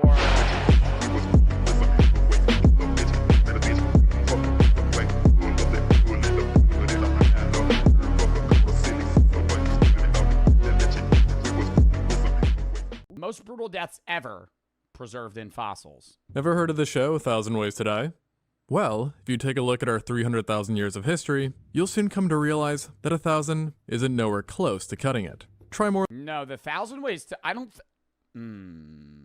think there's a worse way to die historically than some of the things on 1,000 Ways to Die. That show was so, like, not traumatic, but if you never watched that, it would go into detail about how some people got, like, decapitated or got their soul sucked out of their body and then all their organs came with it, or some like they died to a vacuum or something, and it was like a very painful way to die. So I don't know if they're gonna beat that. And through the ages, people have had to endure some pretty painful demises. some of which were definitely worse than others. But thankfully, thanks to technology and general progress, horrific endings are becoming less common than they used to be, especially because of just how tough ancient Earth was compared to now. And we can only guess what kind of bowl our ancestors had to go through. But once in a while, I mean, what's the worst way to die historically? Like pre-civilization? Getting eaten alive? Getting eaten alive or dying to, like, bugs or something? Like, you're, like, so weak that you could tell they got eaten alive. Your skin getting ripped off. Yeah. People used to, like, brutalize each other. That's definitely probably pretty bad. Drowning. People still drown today. we don't have to, as occasionally, researchers will get really lucky at the expense of a seriously unfortunate individual. And we get to see firsthand some of the catastrophic injuries that ancient people had to endure, and sometimes even survived. But the first case definitely wasn't a survival. Oh, hell no. Oh, hell no. If that, I feel like you would die very fast if that was the way you passed. Kind of situation. And unfortunately, is a mode of death still within the realm of possibility, as it was a shark attack. But not just any old shark attack, but rather the first conclusive one recorded in history. The first ever person to get eaten alive by a shark? Achievement that certainly nobody wants to have, but nonetheless goes to a 3,400-year-old hunter-gatherer from Japan, simply dubbed. I feel like that's uncommon, though, for somebody to die that long ago to a shark, like BC era, because you're not leaving the shore often. And if you are, yeah, they are fishing. They're probably free diving for fish with like a spear, and they end up getting attacked. Tsukumo 24. The discovery was made in 2021 off the coast of the Seto Inland Sea, where researchers located a male human skeleton in really rough condition, being absolutely covered in lacerations that spread across his arms, chest, abdomen. Oh, he probably had to fight for his life, dude. It was biting his whole body. And hands. Originally, researchers were quite horrified and confused, as they were so deep that they marked bone, and matched what was seen in wounds caused by metal weapons, not animals or non-metal tools like a stone knife. What's more is that they weren't just looking at a few cuts, and not even a dozen or two, but instead over 500, 790 to be precise. And what made everything all the more and the shark didn't eat him, which means it either spit him out or he got away. Weird was that the man had belonged to the Jomon culture, in which metalwork was absent, meaning it wasn't some deranged serial killer that had caused this with a metal weapon. Therefore, they took another look at the injuries, and noticed this time around that they were V-shaped and identical to those seen in modern-day shark attacks. This, in conjunction to his location, which was on an archipelago, led to the conclusion that a large tiger shark or great white had killed him, and it really did a number on him during the attack, administering multiple injuries that were fatal within their own right, including the fracture or tearing of every rib, the evisceration of his chest cavity and abdomen, and to top it all off, multiple dismemberments, which included... How did they find his body? He got buried, so did his people get him? Like, it ate his arm, it ate his hand, and his entire leg off. He probably died before. It was probably just flailing his limp body. These missing extremities also helped to tell researchers that the poor bloke was alive in the initial attack, since he likely used his hands and feet to defend himself, during which they were then bit off. This got rid of the possibility of the whole thing being a scavenging event as opposed to oh my god, he probably shoved his whole leg in the shark's mouth. Attack. But led to a new question of why the shark had attacked him in the first place, as it was his left leg that bore the most deep bites, heavily implying an unprovoked ambush attack. And the answer was hidden in his bizarre final resting place. Opposed to being found at sea, as one would expect, or in a place that was once submerged, the victim was found in a traditional burial site, and his bodies did not show signs of being in the water for long, meaning that he likely wasn't alone at the time of the attack. And given that the and other people died? Roman people were exceptional fishers, the current belief is that a group of people had gone out on a boat to catch fish. At some point and left his ass, or they saw him get attacked and then picked up his dead body? During the fishing excursion, the unlucky man had left the boat and got into the water to perhaps spearfish or to simply bring up a catch, not knowing that the spilled blood in the water had attracted a shark, which then swiftly attacked him. Seeing he was in danger and under attack, the others that were with him then came to the rescue and pulled him up. But it was already too late, and the only thing they could do was bury him, as he likely died well before reaching the shore. Wow, bro. Now, if you're planning a trip to Japan, don't panic quite yet. And that's such a weird, like how you have to process that in the BC times. I mean, it's definitely more commonplace then to witness people die in that gruesome manner. But even then, dude, you're fishing with your friends or your family members. Your friend gets eaten alive by a shark, and you just go, well, all I can do is bury him and move on. Yes, there are still sharks there now, but the situation was much dicier back then, with a number of known shark teeth implying that their populations were significantly higher than they are now. And this is also reflected by the Jomon culture, which features multiple art pieces that depict various sharks, namely hammerheads and tiger sharks. So it's likely that attacks were much more common back then. Now clearly, this particular incident had a rather regrettable ending. But not all horrific injuries ended so poorly, as sometimes ancient humans not only survived traumatic wounds, but even thrived afterwards, as best showcased by the world's oldest known amputation, which dates back to 31,000 years ago. For a long time, researchers have been well aware that amputation— Dude, imagine trying to amputate pre-medicine. Fuck. How do you even do that? You're just in the wild, you're like, yeah, I gotta cut off your leg, dude. A saw? No, you would probably get like an axe. Probably get an axe. Like if you were with your friends, you need to amputate your leg, you'd probably put your leg out and then like on like a piece of like chopped wood, and you would just go boom and just fucking try and strike it clean through. Occurred before modern medicine, but previously the oldest known case was only 7,000 years old, involving a Neolithic farmer from Europe. So everyone was pretty excited when in 2020, a group of scientists stumbled upon a much older specimen in Borneo that bore signs of a successful amputation. The individual in question was found in the Liang Tibo cave. Why would they amputate your leg in that time? How bad of a limb, how bad of a condition your limb would have to be in? Infection? Yeah. But how bad it would have to be for them to go, we're going to amputate it. Bro said cancer. They didn't know if they had cancer then. 8,000 years ago, if you had cancer in your leg, you didn't know it. Okay? You were just fucked up. And you didn't know why. Yeah, if there was like an obviously like probably a wound that got really infected and it just kept getting worse, and so they probably went, yeah, we're just going to take your leg. Left leg and foot. At first, there was an idea that it was lost in some traumatic accident, which then possibly killed the individual. Yet researchers noticed that not only was the wound extremely clean, but it was also healed and seemed purposeful, and the rest of the leg was partially withered and child-sized, while the specimen overall was clearly a young adult, making an amputation as a child the likeliest scenario. Now, because this took place over 30,000 years ago, painkillers were probably absent, and the amputation would have— Wouldn't you pass out, though, at some point? I think if you had to chop somebody's leg off, they'd faint.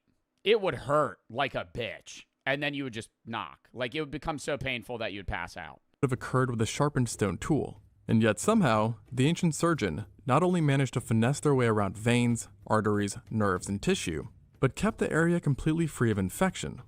How? Somebody 8,000 years ago with like fucking rock tools and just sharp rocks were like, yeah, I'm going to cut your leg off and make sure that I don't have you bleed out. Feat still impressive by modern standards, as some studies report an infection rate of up to 40% after major amputations. And the prehistoric individual went on to survive into adulthood, only dying in their 20s from something unrelated and currently unknown.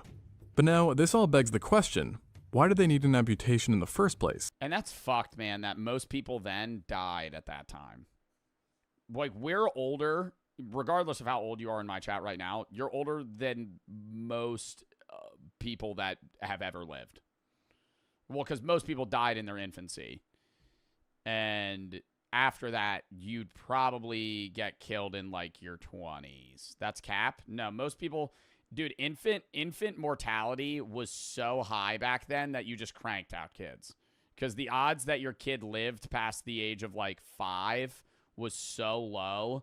They'd probably either die at birth or they would just have some sort of infection or die of like malnutrition, or there's so many, because you're so weak in that time, immune system wise. You're so weak physically, you can't do anything yourself, that if anything were to happen, you're just cooked. A possible idea is that it had something to do with the area that they lived, as the terrain surrounding the cave is extremely rugged elevated and littered with large rocks and cliffs. Therefore, the person could have taken a particularly nasty fall or got hit by a rock that mangled their leg to the point that amputation was necessary. And while it's thought that they survived for nearly a decade after the incident, it would not have been easy, as they still needed to navigate a mountainous area with one fucking leg, dude. Imagine having to hobble around. I mean, they probably used a stick as like a crutch, but still. just one leg. And therefore, they must have relied quite a bit on others for care, demonstrating one of the earlier cases of human compassion. But alas, we also know that humans in the past, and present for that matter, can be quite cruel. And you know this all too well if you saw my recent video about the Neolithic bottleneck. That was a period of unusually cruel violence, which could be downright horrifying to say the least.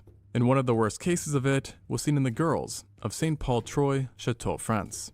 This grisly discovery involved 3 women who were found buried together back in the 80s, but dated to about 5,500 years ago.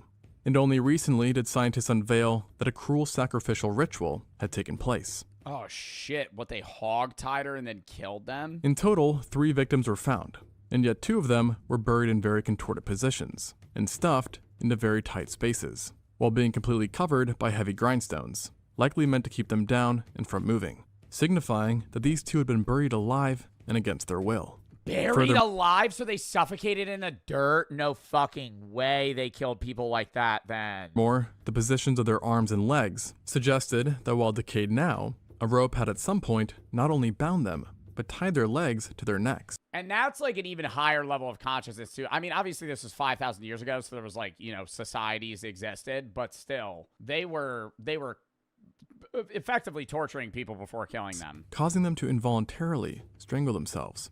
And coincidentally, I wonder the first time that happened, like a punishment-based death, or something where you killed somebody emotionally versus physically. Because early human-to-human interaction, you probably only killed each other if it was like based on survival or in-depth fights to where you would just literally fight each other to death, versus having such a high level of power over another human being where you're able to prolong the pain of their own death. Mirroring a torturous killing tactic sometimes used by the Italian mafia, named incapacitamento. However, while mafias do it today for revenge against traitors, these Neolithic murders were some sort of agricultural sacrifice, as they were buried in a structure that mimicked a silo grain. And the third woman, wow, but they didn't even agree to do it. They just grabbed 3 random women. Was buried on top of them, unbound, and above the stones, presumably for symbolic purposes. The location was also quite peculiar, as it was built in a way that during the solstice, the sun would shine directly onto the silo. So in other words, whoever was behind this was quite twisted, yet unarguably well organized. Now, a less organized, but more strange and rare killing took place not so long before this. However, this incident occurred on the other side of the world, and involved the only known prehistoric sapien to be found in a tar pit, the La Brea woman. In case you didn't know, Los Angeles is home to the La Brea tar pits, which is actually an active paleontology site that has served as a predator trap for tens of thousands of years, as animals who got stuck in the sticky tar would in turn attract many unknowingly doomed carnivores. And it is believed, but then wouldn't the carnivores also die themselves, or no? To be up to 50,000 years old. And through the years, paleontologists have recovered thousands of iconic Ice Age specimens, like direwolves, ground sloths, saber-toothed cats, American lions, mammoths, mastodons, and then primates. Or rather, a primate. To be specific, a lone woman. Believed to have been between 18 to 30 years old at death, the La Brea woman is a well-preserved skeleton that consists of cranium, mandible, and postcranial material. In life, she likely stood around 4 feet 10 inches, or 1.5 meters tall, and lived some 10,000 years ago, or based on her dentistry, she sustained herself on a diet heavy in stone ground meal that apparently led to tooth issues, and could have caused quite a bit of pain in life. But putting all that to the Dude, I think about that constantly when I brush my teeth. Obviously, you know, we have regular privileges that other people, even today or, you know, prehistorically, didn't. But every time you brush your teeth, I always go, like, have you guys ever had a cavity? What the fuck did they do then? Somebody redeemed that. What the fuck did they do then? Just knock your tooth out? Like some Tom Hanks stranded on an island type shit? If you had a cavity and your tooth hurt really bad, there's no way they just left it there to rot. They had to get it out some way or another. They didn't have, like, tooth care. I know they had, like, very makeshift toothbrushes that existed. They did clean their teeth, but not efficiently to the degree where they wouldn't have, like, fucked up teeth. But at the same time, cavities were less likely, right? Because they didn't eat foods that caused cavities. That the odds of them getting cavities were less because they weren't eating the foods that we eat, but they did get cavities, right? When you eat really sugary foods and like things that decay your enamel, that's going to cause you to get a cavity. And they obviously weren't eating that frequently, but I bet they did have a lot of tooth problems. You see, this was quite odd, as Paleo-Indians were definitely well aware that such a pit was dangerous and best to be avoided, which led researchers to suspect that she had a rather nefarious helping hand in ending up there. And upon like somebody kicked her in there? further examination, they did indeed find that her jaw had actually been broken, while her skull Like somebody fought her and then threw her in a fucking tar pit? had been fractured and possessed a small hole in it, indicative of a powerful strike. Not one that came from an animal, but rather from a quote-unquote fellow human, which if accurate, would make her LA's oldest known murder victim, given the age of the skeleton. And though highly debated, it's been hypothesized that given the location, that she had belonged to the Chumash people. Yet why she was attacked is not known, nor if the attack came from her own group, over personal discourse, or if it originated from a hostile party that was looking for resources. Additionally, even though her wounds were almost 100% guaranteed to be fatal, given the level of medicine at the time, it's not clear if she had died first and then was dumped in the tar pit, or if she was thrown in there while wounded, but actually died from sinking under and suffocating in the tar. Now obviously, neither are good ways to go. And honestly, I'm not sure if I'd rather get bonked or drown. And unfortunately though, we know that definitely happened with another specimen, who is now known as the first modern human that we know of to have drowned. And I think drowning's the worst way to go from a natural cause of death standpoint. I'm not talking like prolonged death from like Alzheimer's or something. I'm saying like being lit on fire, drowning, freezing to death. I think burning to death and drowning are probably the worst from like natural standpoints. Burning to death might be worse. I think burning to death, you're dying quicker though.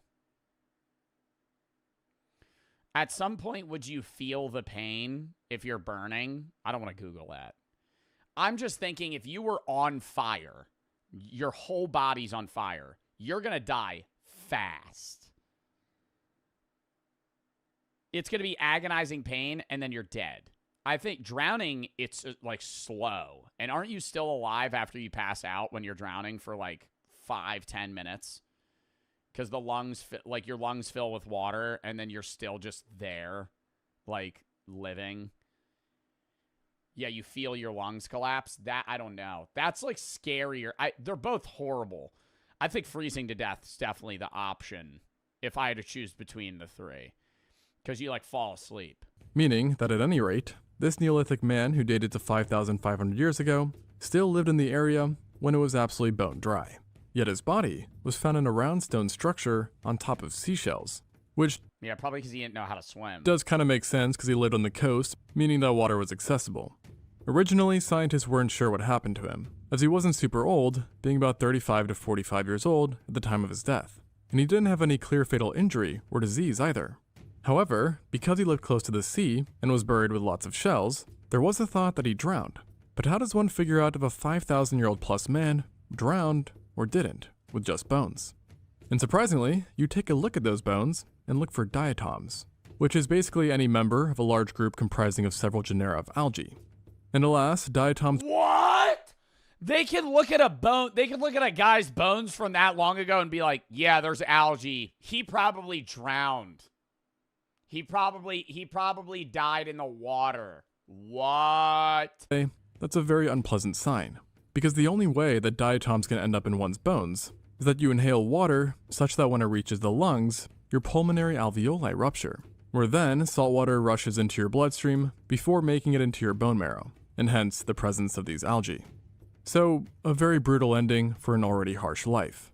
As it turns out, the man was already in very poor condition, showing signs of having arthritis bad enough to damage his bones, and his legs are roughed up as well, suggesting a life spent squatting, perhaps to harvest shells, while his arms and shoulders were further messed up, reflecting a life rich in swimming, rowing, and harpooning, which matches the assumption that he was part of a coastal community. But then how did he drown? Like rough waters mixed with arthritis and an aging body. And you know, just for a cherry on top, he also appeared to be extremely iron deficient, an ailment that was chalked up to a severe tapeworm infection, which can be common and mishandled. Oh my god, bro. Yo, thank fuck we're not alive in the BC eras, dude. Like, yeah, we're all gonna die like them, but god damn, bro, that sucks. And just to make everything a tad bit more tragic, it turns out that he did not die alone, but with 3 others. Another male, They also drowned with him? an adult female, and even 1 infant. Radiocarbon found that all 4 had died at the same time. But how, you might ask? Well, they lived in a very seismic area, and so it's believed that an earthquake and then a subsequent tsunami is what did them in. But what's rather We're looking at bones from thousands of years ago, and we're going, yeah, there's probably an earthquake, and then a tsunami just crashed over them. And the current hypothesis is that the man just accidentally drowned, maybe while diving down to forage, while the others just happened to die around the same time and location from other causes. After all, the Atacama Desert was and is a very grueling place, where it could be hot, cold, and very, very dry. Although it should be said that Earth back then was also just in general tough, disregarding location, and sometimes we humans made it more painful than it already was and had to be. I mean, just take a look at this guy, or this girl, or really any of the other 38 humans found in France with holes in their skulls. What you're looking at is not a mass murder crime scene or even warfare, but No, is this like a type of medicine they had? What is it called? It starts with a T. Like not trepanning or something, where they would drill holes in your skull. Yeah, it is trepanning. They drill holes in your skull to relieve pressure. what you're looking at is not a mass murder crime scene. That's a very big hole, though. I don't think that's a regular size hole they would do. Scene or even warfare, but rather a poor attempt at surgery, also known as trepanning, which, as the skulls That's me! I knew that. show, involved drilling a hole into one's head, and was perhaps Homo sapiens' first widespread surgery, unfortunately. But they did that while you were awake. Trepanned by obsidian. Imagine your friend has a fucking like big head problem or like a massive like headache. He gets migraines and shit, and you go, "Yeah, dude, sit down." And you take a sharp obsidian rock and just go, like how painful that would be. Making it one of the oldest, if not the first cases of trepanning that we know of. But it was by no means isolated, and multiple Yo, like that guy botched the hell out of that. That's too big of a hole. sites have been found with evidence of this strenuous procedure, supplying That's like a baseball could fit it, bro. Dude was on overtime for the trepanning surgery. This guy just took a fucking mallet and just whacked somebody's skull open. This isn't even carved open. This looks like somebody just got bludgeoned. us with an abundance of brutal fossils, with some studies even suggesting that up to 10% of all Neolithic people underwent this treatment, if you can call it that. And in the French site, it was closer to 33%. And given the super high rates, you'd assume it was pretty safe. But no, it's about what you'd expect from drilling. All right, bruh. Oh, they're pointing here. I was gonna say, is this the pressure hole? Is this the pressure hole? They just open this guy's skull cap just wide open. When it rains, he goes, "Oh, my brain's a little cold." A hole in your head, and less than 40% of the skulls showed any signs of healing, meaning more than 60% died, with the main ways of death likely being infection. Then why did they do the surgery? What did they have going that bad where they were like, "Yeah, dude, there's a more than a half chance that you're probably gonna die from this. Let me whack your skull open." Blood loss, and of course, trauma to the brain if the surgeon went too deep. And even if they were in the metaphorical clear, healing was no joke, often taking several months for the area to close up. And even then, it was likely you'd still feel awful. Plus the fact you had to endure the surgery itself, which definitely took place with no painkillers or anesthesia. Oh yeah, they probably just had a big dude in a village lay on you. They just went, "All right, lock in here." You just whack. Now to do the surgery, You just start talking in different accents. It's thought that sharpened stone knives, or in some cases even seashells, were used to carry out the procedure, and people at virtually every age were found having done this. What is it, Megamind? Why bro's skull look like this? And so looking at the widespread nature of this procedure, you might ask, what was the purpose of this? Well, basically anything, according to some.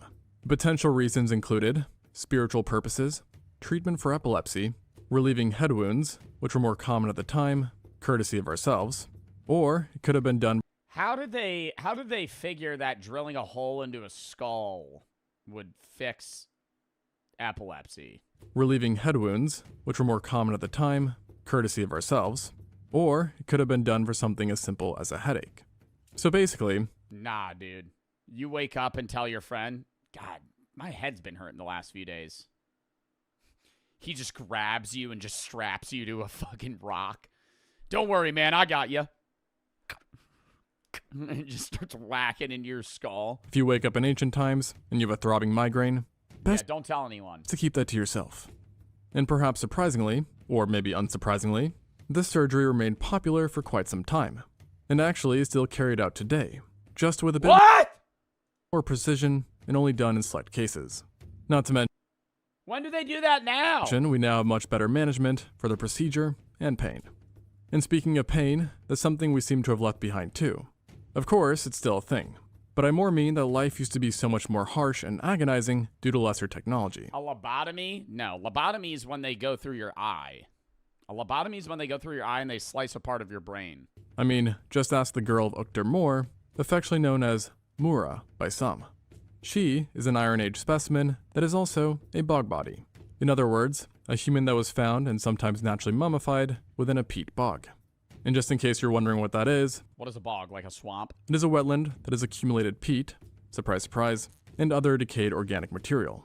Now Mura was originally located in the year 2000, and her founders actually thought that she had been a girl that went missing after visiting a club many decades before. But after doing some testing, they realized that she was in reality a 1,000-plus-year-old skeleton who had lived in Iron They thought she was a modern human. Age Germany, and despite only being around 17 to 19, had endured more pain than most in their lifetime. Just about every bit of her body had some sort of damage to it, and even looking at it as a whole, researchers concluded that she must have led a life of intense physical labor, probably consisting of carrying heavy loads like water jugs as she routinely navigated through the marshlands. Then her head had not one, but 2 severe fractures that had healed over, demonstrating brain injuries that might have come from attacks by hostile people or even people within her own community, with her shape reflecting blunt impacts. And we do know that head trauma and violence were a bit more common during the Iron Age, but at any rate, she definitely survived that specific ordeal. Yet she likely suffered from frequent headaches and potentially. Yeah, like how peaceful do you think those civilizations were? I never understand that. Like small groups of hunter-gatherers that are just kind of like living amongst each other. I bet there were some where they got along really well, but I would assume most had ones where they were probably just, once in a while they'd kill each other. Potentially other neurological symptoms. And it really seems like she couldn't catch a break, because she also appeared to have a benign tumor at the base of her skull that likely just compounded on her already existing headaches, while also causing a curvature in her spine, leading to back pain and chronically inflamed legs, which was severe enough to alter her bones. And while her own body seemed to be against her, so did the environment, as there were further signs that during harsh winters, she endured frequent periods of sickness and in her childhood had chronic malnutrition, reflected by the unusual morphology of her bones. So in other words, each day would have been a challenge for her, even if she didn't have to do anything, let alone survive during the Iron Age. And she clearly did not last long, because even 19 was considered below the life expectancy, which at that point hovered at around 26 years old. Now, Dude, that's so wild the average person was dying around then. Your 20s, bro. You're living longer than the average human. I think that is, we watched a video about that. If you lived past birth in the Paleolithic era, 22 to 23, Neolithic 20 to 20 to 33, Bronze 26, Greece 25, Ancient Rome 30, early modern Britain, even in 18th century England, it was 25 to 40. But you would still probably see a lot of old people. There was just also a high average of people that died in their 30s. murder was off the table, considering that there are no clear signs. and right now, it's tentatively believed that she died in a freak accident. However, one mystery that remains is that she was found alone and naked, with not even any objects or jewelry being associated with her, suggesting that someone had altered her body after death, and then presumably buried her into the bog, which again makes one Oh, like she didn't die in the bog, like she died, then they stripped her body of everything and threw her in there. wonder, why? Why not just bury her on land? And the answer is that maybe they were trying to hide something. And sadly, not even in death did Moore get a break, as when she was recovered back in the day, it was done accidentally after a machine had scooped up her remains, but not before ripping them into 100 different pieces that needed to be stitched back together. Oh. So with that example alone, I think we can conclude that life can really just be dang hard, which is a fact shared by what is currently the first known victim of the plague, a 5,000-year-old hunter-gatherer from present-day Latvia. He showed signs of having died around the age of 20, and likely did so after being bitten and infected by a rodent. That unassuming bite would one day come to doom him, as it happened to be laced with a bacteria that humanity knows all too well. The first guy that died to the Black Plague. Yersinia pestis. In other words, the bacteria responsible for the plagues, like that of Justinian and the Black Death. So, not good. Now, when you get the plague... Living around that time is probably one of the worst historical times to be alive. It wasn't it like over half of Europe died, or over a third of Europe died? You would walk out in the town, there would just be bodies in the streets of dead people, and you were always just constantly fearful of getting sick, because if you got sick, it was almost a guarantee that you're cooked. Pneumonic, septicemic, and bubonic. And while we don't know which one the man had, it clearly killed him, and unbeknownst to him, would proceed to kill over 100 million other people through the years. Which is crazy. I mean, seriously, nature just seemed to be more messed up back then. And I already know I mentioned it, but we as humanity seem to follow that trend, especially... Do you think if somebody got the Black Plague now, they would be able to survive with modern medicine? And that pun is intended because many of them showed signs of cannibalism. Additionally... Especially during the Neolithic. And there was a buffet of mimed skeletons to choose from that time. And that pun is intended because many of them showed signs of cannibalism. Additionally, we also have nicely preserved specimens that show us that one could go through dismemberment, decapitation, being burned alive, stabbed, bludgeoned, shot with an arrow, or sometimes a combination of all these things together. And obviously, while violence still occurs, in many ways it is comparatively much more tamed in the present. And I should also mention, there is also the trend of doing this to large groups, as well over 100 mass murder sites are known from throughout the world, showcasing ancient man's enthusiasm for violence and creativity. Or just like mini wars or battles between different states. And cruelty. Maybe the takeaway is that for all the flaws of the present, maybe today isn't so bad after all. Wow. Mona Science philosophized people must have stopped going in such gruesome manners. Dude, living around that time and then trying to fucking reason why you even exist in that point. Just to fucking live through pain consistently.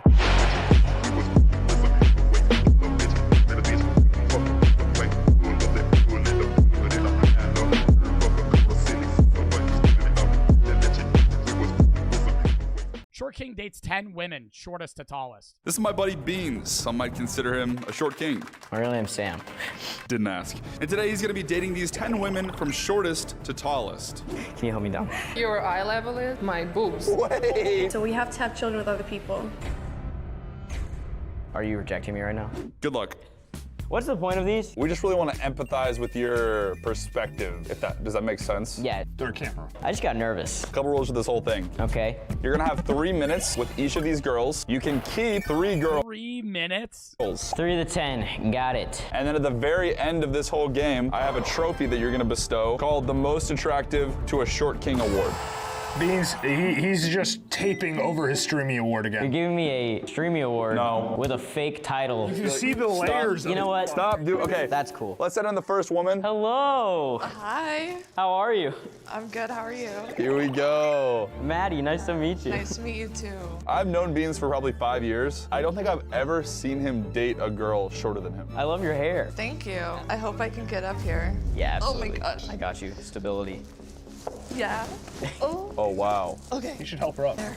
All right, I'm taking these off.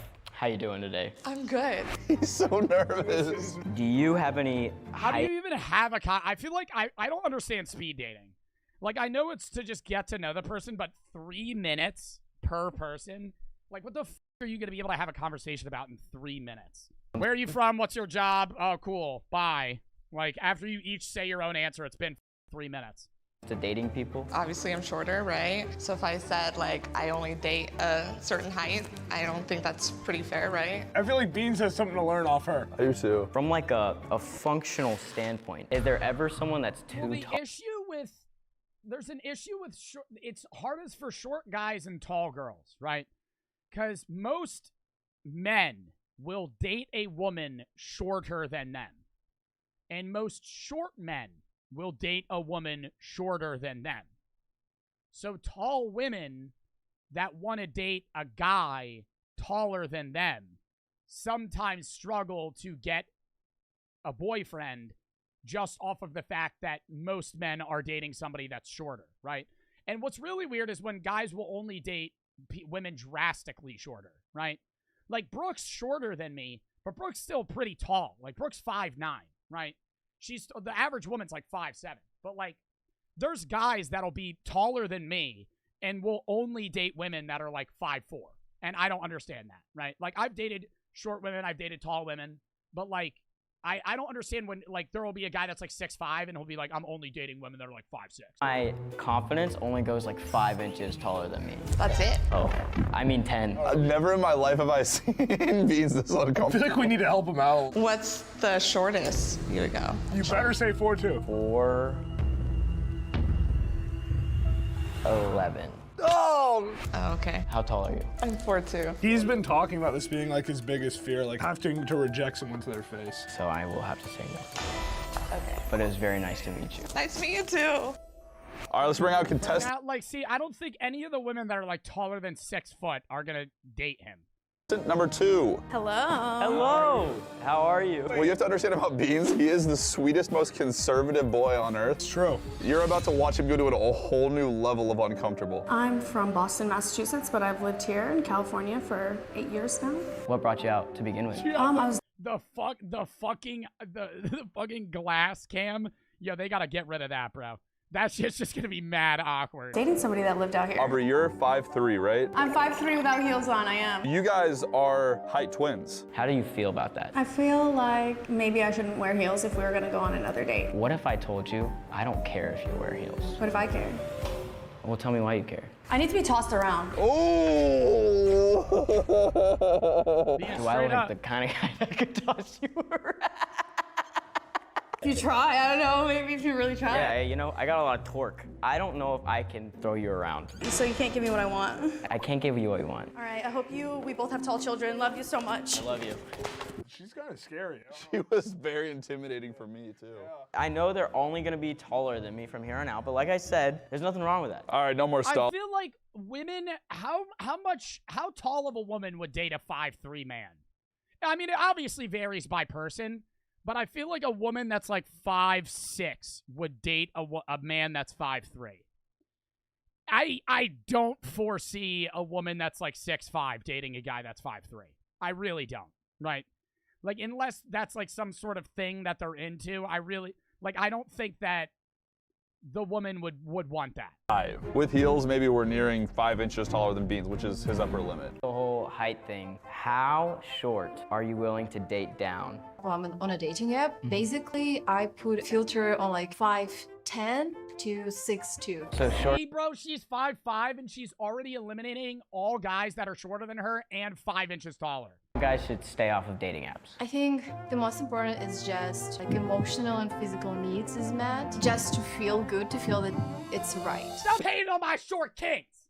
Stop hating on my short kings! Let me get some love for the 5'3" men in the chat. What the fuck is going on here? Wow! First yes. That was a yes. You're very sweet. Oh, she pressed yes. And I love your fashion sense. Yes. Very nice to meet you. Nice to meet you. I think a short man and a tall woman can work. I think he could date somebody that's like 5'10", in all honesty. I know he's 5'3", but it could work. I feel like most people's worries is like the sexual aspect of it, in all honesty. Like when you're getting to like this, like Like, I feel like the women that are like 6'1", or 6'2" are gonna be like, okay, well, how is this gonna work in bed? He's beaming, bro. Look at this guy's face. Yo, Beans. Did we low-key do something there? Look, man, we're not gonna ourselves here. Hi. Hi. How are you? Good, how are you? What's your name? Kayla. Kayla, very nice to meet you. See, like, they could still work. How tall is she? She's like 4 inches taller. See, that's fine, though. That works, bro. And then it would be kind of funny when they take pictures together because he'd stand on his tippy toes. And then he would be her height.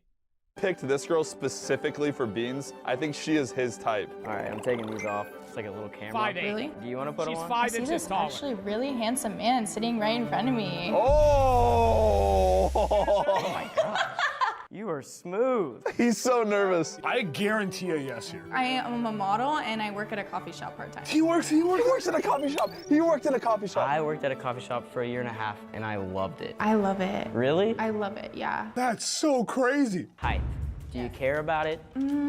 Wow, dating can be hard. You know what's not hard? Using Shopify to... I'm sorry, I'm skipping it. Got you right. Okay. I have a hemorrhoid. What the f is Why would wrong? he say he has hemorrhoids? Oh my God. Why would he? I mean, I've talked about my hemorrhoids on stream, but holy fuck. Dude, first 10 seconds of meeting a woman, you mentioned hemorrhoids? Why would you say that? Oh, interesting. Yeah, how does that make you feel? Well. Why would he say that? Hemorrhoids go away. It's not like he has fucking like herpes. I mean, I also like did work in healthcare for a while, so. God. Oh my God. Oh my God. Don't say you're gonna look at his ass. Oh, don't say you're gonna look at his ass. Have any advice? Why? Any advice for his hemorrhoids? Okay, I'm gonna hit you with some advice here, brother. You're gonna have to change up your diet. You're either eating too much fiber or too little fiber. You're gonna have to start drinking more water. And you could get some like hemorrhoid cream. You know, that might help it. I think this was a test to see how cool she actually was. Baby powder? I don't know. That's it.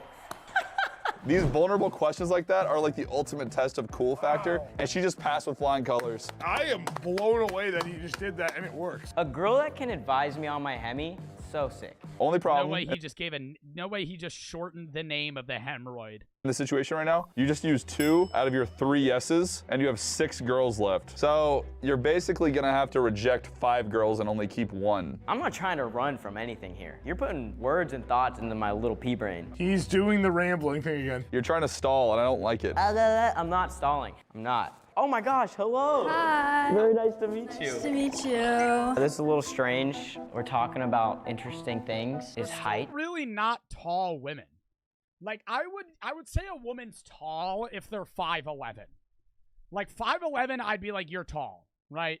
But like a 5'8", like, that's still not tall. A deal breaker in a relationship. Yeah. But I would prefer somebody taller than me. Grace, I'm gonna let you, yeah.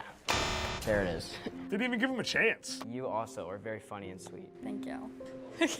I feel like your Bro came on the YouTube video for 10 seconds. handling the rejection really well. You can't win them all, man. Hi. How are you? I'm good. All right, so this is Mara, who is 5'9". Wow, very tall. Speaking of, It's not very tall. That's the height of my girlfriend, bro. 5'9". 5'9". do you have a preference when you're dating men? My last boyfriend, he was 5'5". Oh. I know. A fellow short king. But he broke my heart in a million pieces. What a little turd. So I don't trust you guys anymore. Oh my God, here we go again. My last boyfriend was an Aquarius. My last boyfriend was a Taurus, so I don't trust Tauruses. You guys are sneaky. You guys. I gave him a chance. I mean, he literally stole my heart. He was amazing. He was great. I feel like I'm hosting a talk show. No. But we're co-hosts. No. Welcome back to White Table, 2 Buttons, White Wall. And a glass. I'm Sam. I am Laura. And we are in love. Wait, what? How about this? Yeah. You're in love, I'm not. I'm sorry. Damn! Get the fuck out of here! They broke my heart too bad. It hurts because I feel like I really was thinking about getting married to him. Wow. And one day all of a sudden, he calls me. He calls me like on. Yeah? Mm-hmm. Yeah? Yeah? Uh-huh. Wow, that's a cool story.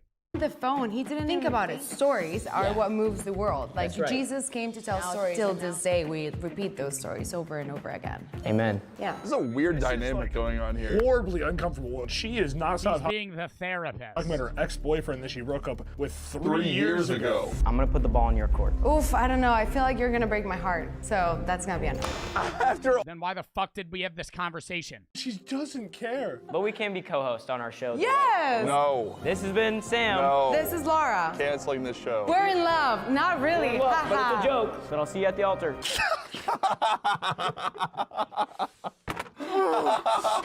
It's hard to listen to. Can we talk about how like a different room? I always wonder how the setup is. It's like I feel like it's a camera that they're like seeing feed through. delightful she was? What good is a yes from me if it's a no from her? Fair. Wow. I've been proven wrong. I thought maybe my confidence only went 5 inches taller, but you know what? She's on her way. Welcome in. The next contestant is Maricela, who is 5'10". Tell me more about that. See, I would say that's tall. I would say she looks tall. Like short people, is it just like a weird vibe when you're... I think so. And honestly, I personally like to wear platforms. What if I wore platform? Yeah, because if she wears platform heels, or like she wears like tall heels, like how tall would she be? Like 6'3"? He's like definitely heels? picking up steam in his confidence here. He needs it for the taller and taller girls. I already got neck problems. I don't want to like go like this, looking down all the time. What if I just was like, don't even look at me? Like when Brooke wears heels, she's as tall as me. Like if she wears tall heels, she's my height. Stand up. That's rude. Stand up. Yeah, don't even look at me. Hey, girl. Oh, what's up? It's good to see you again. I love you. Okay. I just got these new platforms. I can't wait to go to lunch with you in my new platforms. Oh, wow. Sweetheart. Wait, but can you run? Can you help me down? He just had her Can you help me down? Let's get down to business. Height in a relationship. Yes or no? I'm gonna have to say no. Oh, no, that's not good. We're already going downhill. I'm gonna let you do this. I'm gonna say no. That's okay. Goodbye, Maricela. That was not the right fit for him. Yeah. Do you Hello? think any of the tall women are gonna say yes to him? Oh. What up? This is Diana, and she is 5'11". Oh my gosh, this shirt is awesome. Yeah. How are you today? I'm pretty good. I'm actually kind of busy, but Oh my gosh. Well, I thanks made for- time for this. Yeah, thanks for making time for this. Yeah. You're beautiful. True. Really cool fashion sense. Yeah. All right, cut this shit. Yeah, if I say 3 things and her 3 responses are yeah, true, and yeah, giving no responses back. I'm just playing ping pong with the other fucking side up, dude. You're getting nowhere here. Is 5'3" too short? 5'3". What you just saw when you walked in. You. Me. Yeah. She's a stoner. She's a stoner. She has to be a stoner, right? And my chat calls me a stoner. Like that would be my response if I was fried. Yeah, bro. Yeah. There's too much effort to put out an actual sentence. You saw I like kind of. Yeah, I liked it. Yeah, I definitely would not be wearing heels. Oh, Why? God, Because you're just gonna be so short. But what if I don't care? What if I care? That keeps happening. Yeah. He keeps saying that he doesn't care, but they do care. Well, I don't want to be seen next to someone so short. I don't like that she's like talking down to Sam. Not literally, but figuratively. And that's even worse. I feel like me, right? Can you go out there and just... Yeah, I feel like if they were going on a date, like people are gonna look at them, right? But I mean, if they're able to own that, I feel like that's great, right? Like if they're able to like hold hands and go out to eat and he's in like a suit and she's in high heels. He's in a relationship. This is the perspective for you guys. Wow. Am I ruining your thing here? Hey, Tyler, come back here. I got something to show you, man. I know that height is very important to you. For the both of us, I will say no. Ooh, what? Wow. Awesome. Nice to meet you. Very nice to meet you. Oh, wow. She was weird with him the whole time. Hello! Nah. Oh my god. Oh, yo, he's gonna be at her belly button.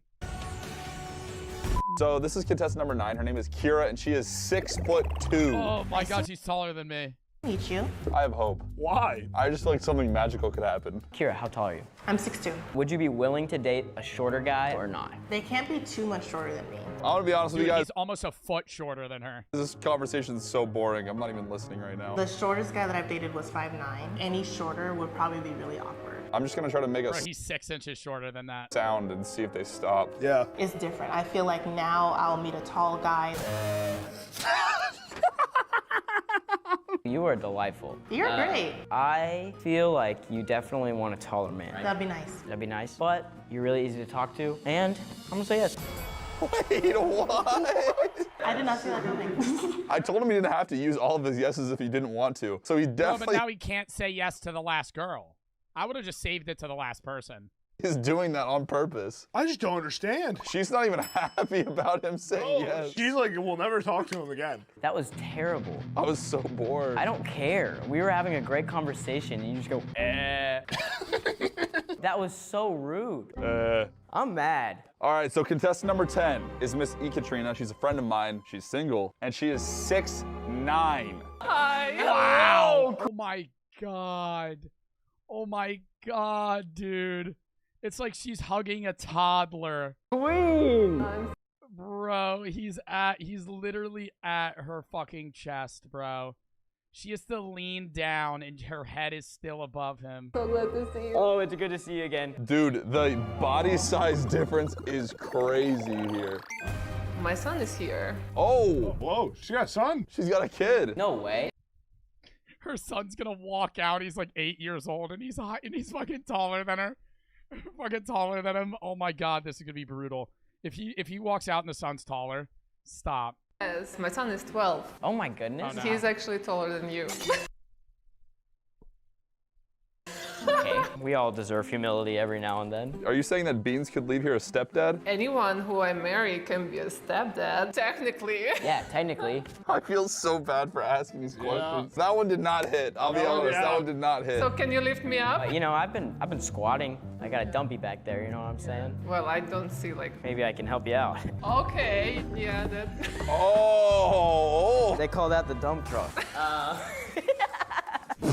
I feel like they like each other. You think it's an NGL I date her? She looks nice. I mean, like, she seems nice. She's pretty. I'm saying, like, she's just... They would not work, bro. Like, at that level... At that physical height difference... Romantic partners. Is height a factor that comes into play? How tall are you? 5'10". Seriously? I'm lying to you. I'm 5'3". I just couldn't do that. I can't say I'm surprised. So there's a camera inside of this. They want to see what it's like from your perspective. Oh, no. These Oh, no. glasses are sexy. But you see where your eye level is? Like at my boobs. I've learned today that I used to say my confidence only went 5 inches taller than me. Bro, if she stood straight up and just looked straight, she wouldn't even see him. Like, in her peripherals. Not much. Okay, I think after today, I would say, you know what? I think it goes 7. And that is why He can't use another yes. I'll have to say no. Okay. But you are beautiful and you are wonderful, and it is It's great to see you back in here. And he'll only be able to give one person the most attractive to a Short King award. Troy me award with a piece He of gives it to the model. That's not what this is. This is That is exactly what that is, and it's pathetic. You've chosen 3 He gives it to her. lovely ladies here. You can have a minute if you want to ask any final questions to these beautiful women, and then you'll have to make your choice. Say we go to the roller coaster place, and they pull me aside and say, you're not tall enough to ride this. Do you still ride the ride, or do you stay behind with me? I mean, I would just find a way to sneak you in. Partner in crime type shit. Oh, I like that answer. I mean, if it's 2 against 1, like, we could totally tag team. Yeah, we could totally. kick some. Okay, maybe the eyebrows. I actually feel like they will date after the show. I'm calling it now. I hope so, dude. It will be really romantic if you would actually push me to ride without you and you'll be like waiting for me. Look at Sam, he's like, that's right. Yeah. I'm sorry, I would ride the ride. Oh no. Today I woke up with no idea that I would be meeting 10 beautiful, strong women of heights ascending all the way to 6'9". And I had no idea that I would profess my love to all of them. What a beautiful speech. With that being said, I do have to decide the most attractive to a short king, a short king's type. Because this person gave me the wonderful advice, my choice is Caleb. Shocker! I fucking guessed it. They had a nice conversation. They were being all cutesy together. Yeah! Aw, that was cute. Congratulations, you did great today. So proud of you. You're the worst, man. Anyway. Hey, I'm just kidding. I feel great. She's like barely taller than him. Like she has to look down, but like not really. Like she's like 4 inches. Have sent me this video a lot. I built a secret room in public. It's fairly new. We'll see how this video goes. I don't even know who the YouTuber is. Jake Carlini. I don't know if it's a meme or if it's actually, like, a good video. And believe me, I've tried everything to find one. And, well, But he's trying to recreate the fucking Harry Potter scene. He just runs into a dumpster. The day I have a kid, I'm going to show him the Harry Potter movie. I've tried everything. I swear to God, I'm going to do this, and I'll film it. I don't care if I'm off social media. I'll film it, and I'll post it to my goddamn YouTube channel when I'm, like, 35. I'm going to have a kid. I'm going to get him to watch the Harry Potter movie, and I'm going to say, do you know that's real, right? I'm going to bring a grocery cart, and I'm going to get him to run into a brick wall full speed. Trust me. Billy, trust me. It's going to work. It's got to work. I think I'm better off just trying to build one myself. Okay, so building a secret room is gonna be pretty tough. You have to have a secret door that leads to somewhere unexpected. And the secret door has to be hiding in plain sight, like a warp pipe in Mario, or the wardrobe from Narnia. Now, I have no idea how I'm gonna do that, but first things first, I'm gonna build— Or you tell your kid to jump down a well, and that it's a Mario pipe. I would never do that. That would actually kill someone. And he's gonna be like, Dad, really? I'd be like, yeah, son, come on, man. And then I'd be like, I've done it like 1,000,000 times. Just trust me. And then he does like a fucking Mario jump into the tunnel, falls all the way to the bottom. Now I gotta build a room that's big enough for me to fit in, but small enough for me to disguise. And once the room is totally built, I can bring it out to the public where no one will know that it exists besides me, which is super cool. To do. Land on Earth and act natural. Dude, what is he acting like he's an alien? Start a riot in an IHOP? You know that feeling when you're crushing it in Mario Kart and then you fall off the map, putting you way behind? Well, Yeah. that's exactly It's the worst feeling in the world. It's actually one of the most painful things ever, other than getting shot, or stabbed, or electrocuted, or set on fire, or drowning, or frostbite, or stubbing your toe, or pulling back a fingernail, or getting cut, or a paper cut.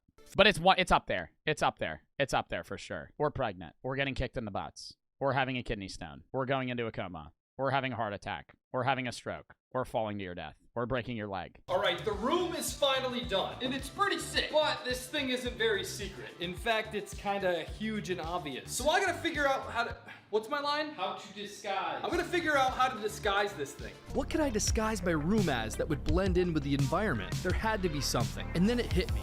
A bush. There's bushes all over the place. No one's gonna notice a secret room if it's just another bush. So I quickly— Yeah, they will if it looks like a fucking wooden box. How the hell are you gonna make it look normal? Hopped online and got some bush materials. Also, I'm not trying to be that guy. That is the smallest secret hideout ever. So while I wait for that to be delivered, I'm gonna start working on the inside. So every secret room has to have some cool stuff in it. Otherwise, what's the point? But first things first, I can't see anything in here. So I pulled out the old lights I used for my cardboard Airbnb. These lights have gotten me through some dark times.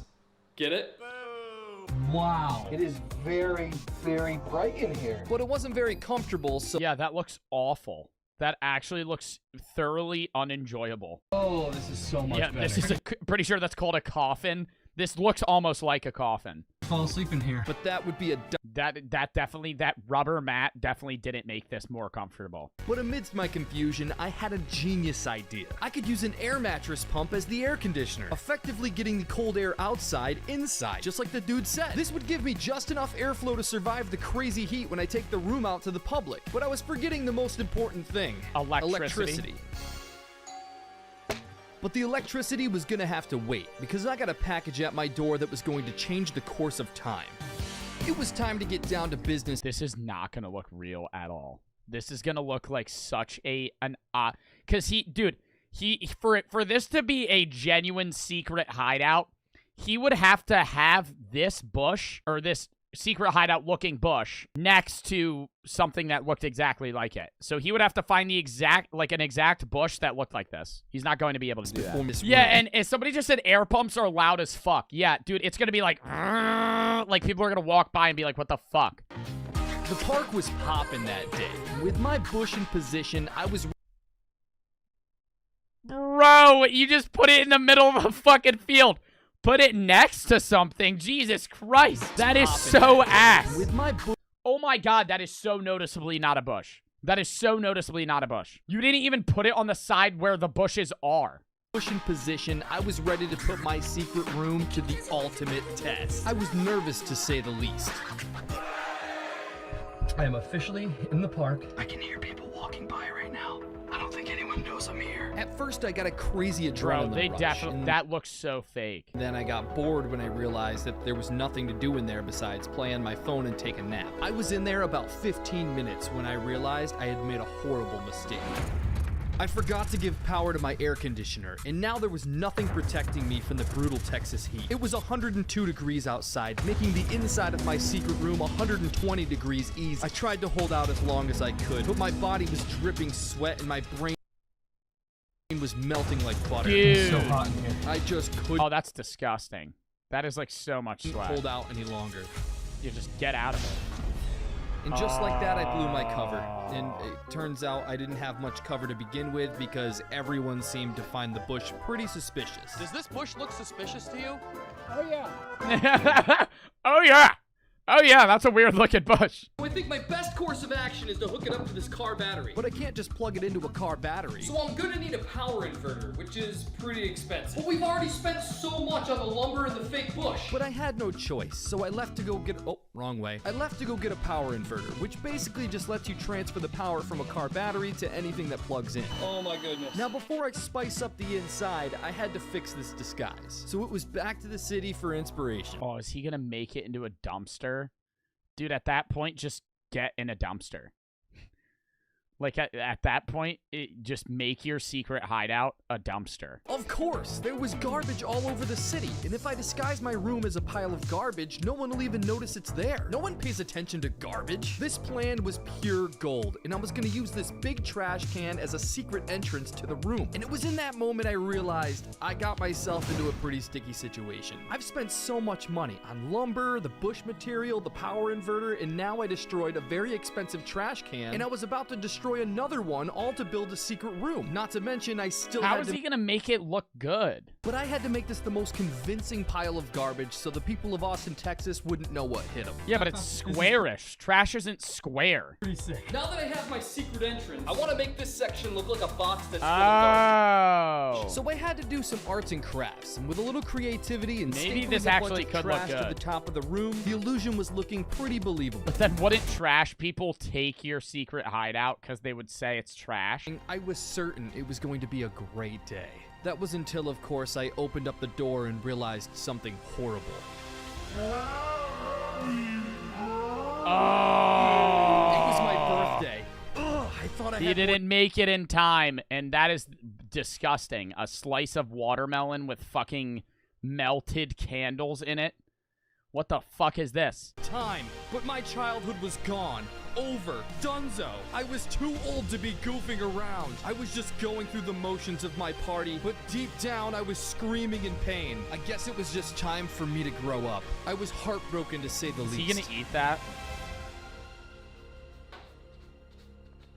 Jake, what's got you down, man? It's just, I thought I could get the secret hideout done by now, and now it's too late. Why is it too late? Dude, this is so fucking weird. Why is he talking to it like a blow-up doll? And got so far, and in the end, it doesn't even matter what anyone else thinks but me. It was my dream to build this secret room, and nothing was gonna stand in my way. This was going to be the coolest disguise any hidden room has ever had. And Yeah, the but how are inside you gonna fucking transport that? was gonna be even better. I was going to install a TV and a Nintendo Switch so I could chill and play video games in peace and quiet, and no one would even know I was there. It was going to be my own secret hideout paradise. Oh, I was so Okay, that is excited pretty for cool. that. Okay, that is. When I was a kid, I would think that's fucking lit. The nervousness was starting to set in. It's go time. I had to get in the room without being seen, so I had to move quickly. Was he gonna I saw run a break into in it? the traffic, and I took my shot. Without hesitation, I jumped in the secret door. Once inside, I saw the coast was clear. I did it. I made That it in actually does look real. That actually does look like just trash. my secret room, safe and sound. So you know what Oh, that that's means. actually so sick. If I was a kid, I would think that's the coolest thing in the fucking world.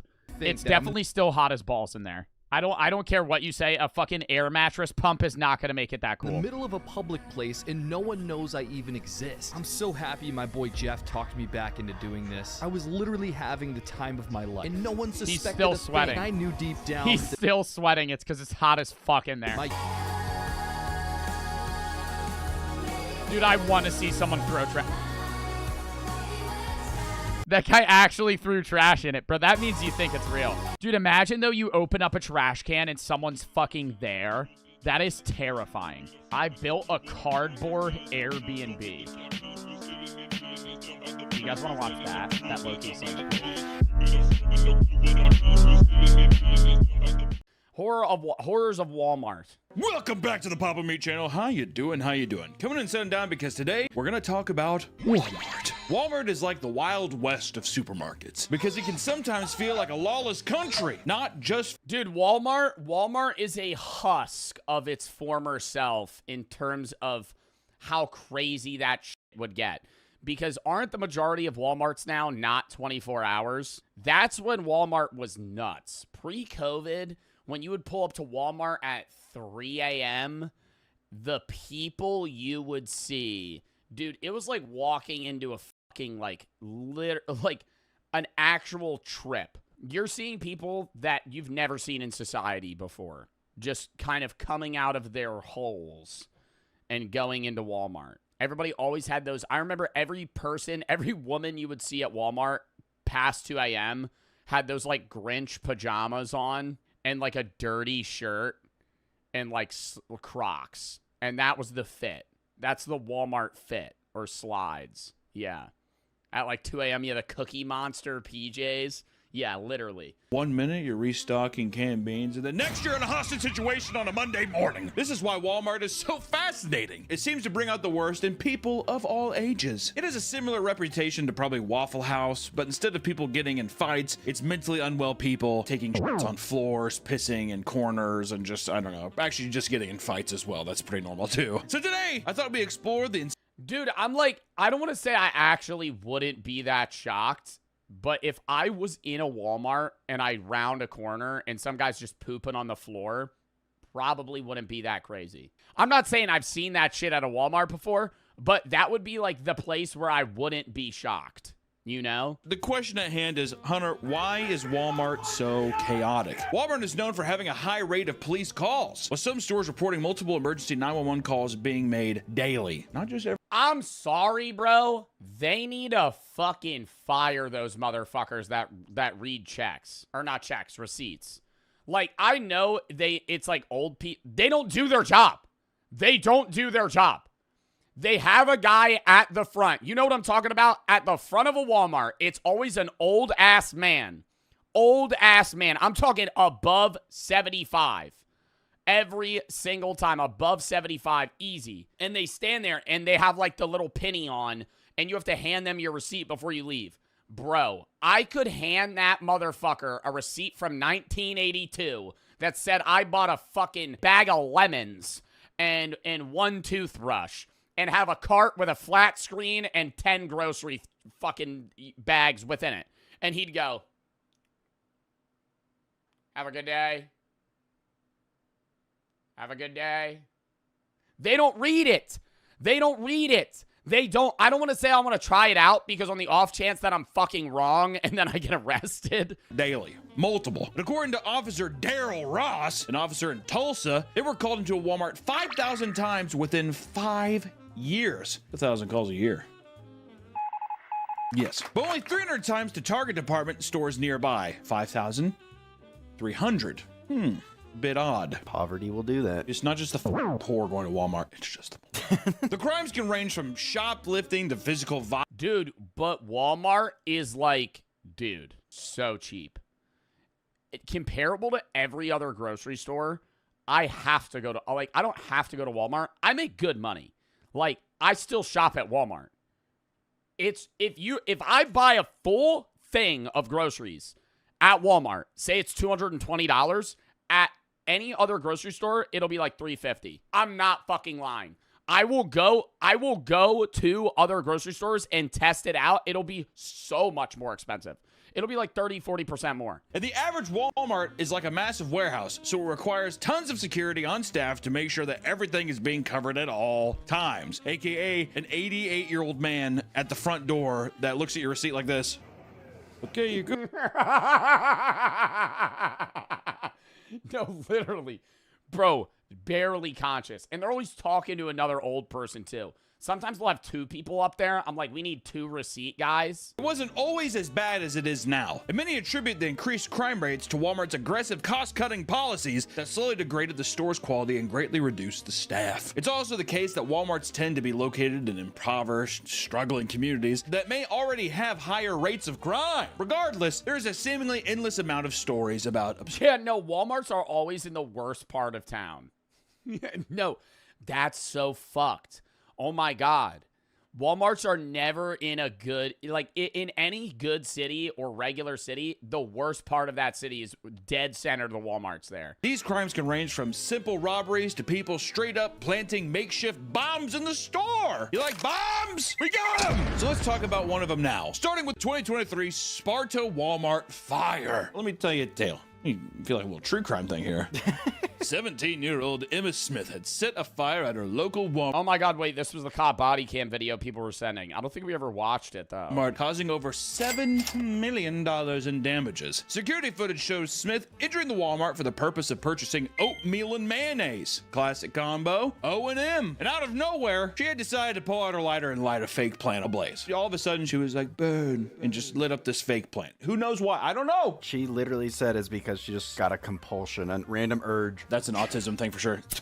She's like flicking it probably in her pocket. It burns my legs. It burns my legs with my pocket. According to her, she was going to reach into her phone to call her mother when she felt the lighter instead. So she gave in to her random impulse of lighting this random fake houseplant on fire. Feels kind of weird.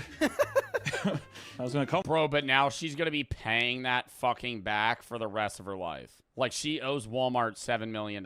She didn't think the fire would spiral out of control as fast as it did. It was later noted that she had not been taking her medications that day, which likely altered her decision-making skills. She's like, I didn't take my Tylenol. What does that have to do with anything? I get headaches. And on the way out, she decided to take a brief video of the fire where she acted shocked and instructed people to evacuate. Oh my God. Oh my God, there's a fire. Just a more extreme version of when you take a shit in a bathroom and it smells really bad and you walk out, you're like, dude, it fucking smells in there, man. I'm just forewarning you. I don't know where that came from, but it fucking reeks, dude. Get out of here! Everyone move from the area! Everyone move from the area! Everyone evacuate! Evacuate! Get out of the area! I'm gonna say this. If you're in a Walmart and a fire starts in one singular aisle and your dumbass walks towards the fire... Everyone move from the area! Everyone move from the area! I wouldn't be surprised if somebody just kept shopping while this was happening. I'm kind of shocked the people at Walmart didn't just start stealing stuff. She received 3 felony charges for arson after pleading guilty and was sentenced to 60 days in jail, 4 years of probation, and $8.6 million. She's never gonna pay that though. The average American makes like $1.9 million in their entire lifetime. You're not fucking paying $8 million in restitution back. How do you, like, she's gonna die in debt. Now, Nick, I'm not a gambling man, but do you think the 17-year-old autistic lighter-obsessed Human Torch has $8.6 million to pay back? Better start investing in crypto. She's like, I better get a job at AutoZone. You better get a job at AutoZone and give them all of your money for the rest of your life, and you're still $7 million in debt to them. And not all Walmart crimes are as damaging as this one, but we could talk about the cowman who stole 26 gallons of milk in 2011. Okay, but that's funny. Like, that's not even, okay, that's not even a crime. In 2011, 18-year-old Jonathan Payton crawled into a Walmart on all fours, dressed in a cow costume. He began stealing milk cartons, loading 26 of them into a shopping cart, and he left Walmart only to start giving the milk away to customers outside of the store. He was eventually stopped by police and attempted to flee the scene by skipping away from them. He literally skipped away in a cow outfit. But eventually, he was given a court summons for $96 theft and released soon after. Like, it's not even $100. $96. That's how much milk? 26 gallons of milk. Bucks. Would you even... Big crime, dude. There's no footage of the crime taking place and no proof that this was for some sort of prank video, making his actions even more strange. You kind of want someone to come out of the woodworks and be like, yeah, it's a high school prank, but no. I think motherfuckers just bored. How much do you think you could steal from Walmart before they noticed? I know a lot of the time they'll kind of let you steal until you reach like a $500 mark and they record how much you steal so they can end up charging you later on. But, okay, I'm not advocating that people try this. I'm just saying hypothetically. I think I could go into a Walmart.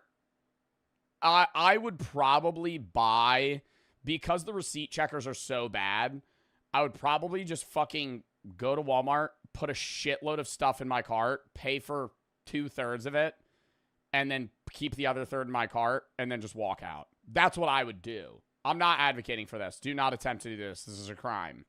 I'm saying, because if you're going to steal something and just walk out, they're going to know. Versus if you just pull up to a Walmart, you have a cart of goods, you have a receipt of stuff that you did buy, and then a third of the shit you just didn't pay for. And you may think Walmart crimes are only being done by customers, but no. Even employees have been caught in some of the most bizarre scenarios, like the Walmart male prostitute. This guy kind of looks like me. This does kind of look like you. Look at him. He kind of looks like a male prostitute. I suck for money. You joke around, you might say those things, but, you know, coming to the realization where you're like, I'm transactionally sucking for cash. That's got to be a... What? I zoned out. What do you, like, post up outside of the Walmart and try and get with people? Coming to the realization where you're like, I'm transactionally sucking for cash. That's got to be a bitter pill to swallow, huh? Managers from a Walmart in Queensbury, New York, received a strange anonymous complaint from a customer. It stated that there was a man performing sex acts inside of the store. It's got to be the dressing room. Meet me in there. They reported the tip to state troopers, who began an undercover investigation to find the culprit. It was discovered that a 22-year-old man working at... Okay, how is he marketing himself, though? Is he approaching random old men in Walmart and going, I'll give you a blowj for a 20? Like, how is he selling himself? Because he's not like posted outside of the Walmart in a scandalous outfit. He's just, you know, doing acts in the bathroom. At the Walmart named Foster Bills was using Craigslist ads to advertise his service. Craigslist, and they would meet up at Walmart? Why wouldn't they? What, like because it's a public area so he doesn't get murdered? Why would they meet up at Walmart? This wasn't the first time, as he was also caught doing this previously at a local library. The Craigslist casual encounters ad read as follows. Title, Quickie and Crandall? Mail for mail. What is Crandall? 22 restroom. Young guy looking for a little spending money. I'm at Crandall Library for a little bit, so hit me up ASAP. I head to the restroom, wait for you, pants down, and bent over toilet. Huh? I head to the restroom, wait for you, pants down, and bent over toilet. No waiting, no names, no risk. Just be clean and D-free. What is D-free, like STD? Bring condoms if you like, but not necessary. I have lube, higher gratuity, head of the line. He's promoting the quality of lube he has. This was in 2013. Location, restroom. That is a straight shooting post. Yeah. You kind of have to have some respect for it, right? Listen, I'm going to be bent over a toilet. You just do what you... And looking for spending money. Bro. Why not just pick up a side hustle? I mean, it was 2013, so you couldn't really, like, rip DoorDash or Uber Eats or something. I feel like if you wanted extra spending money, like, he's just posted up outside of the library for a few hours. This is the side hustle. Yeah, but do you think he's making more doing this than he would just fucking having another part-time job? The undercover investigator met with Bills and exchanged money for his services, after which the man was arrested and charged with misdemeanor prostitution count. Misdemeanor. So he's like bent over, his like gaped open, his prolapse, red cabbage is coming out and doing this to him.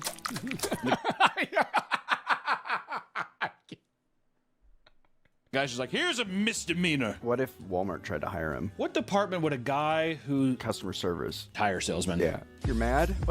Oh my God, who was that politician that recently was like, I don't know if he was arrested, but he was having sex with like 40 different men in bathrooms, and he would like touch you with his foot or something. The New York guy, I don't know.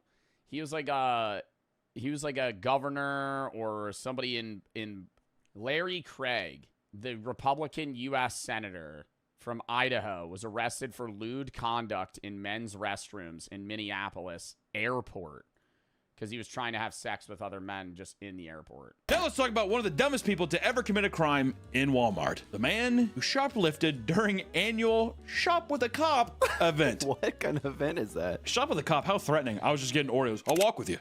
Doesn't that seem creepy? A Walmart store in Virginia hosts an annual Shop with a Cop event where struggling families are accompanied by local law enforcement to shop for gifts for the holidays. That's nice. But they can't take too much. That's what the cops do. And he was accompanied by the cop and started pocketing things. Before. All right, put in the car. Just stop! Please stop resisting! So I'm guessing the cops are more so being like, I'll pay for your groceries. So it's like the local community coming together or whatever. During this event, 32-year-old Hector Velasquez walked into the store, saw 50 police officers and sheriff deputies, and still attempted to steal around $1,400 in merchandise. What the fuck are you getting that's $14,000? $1,400 or $14,000?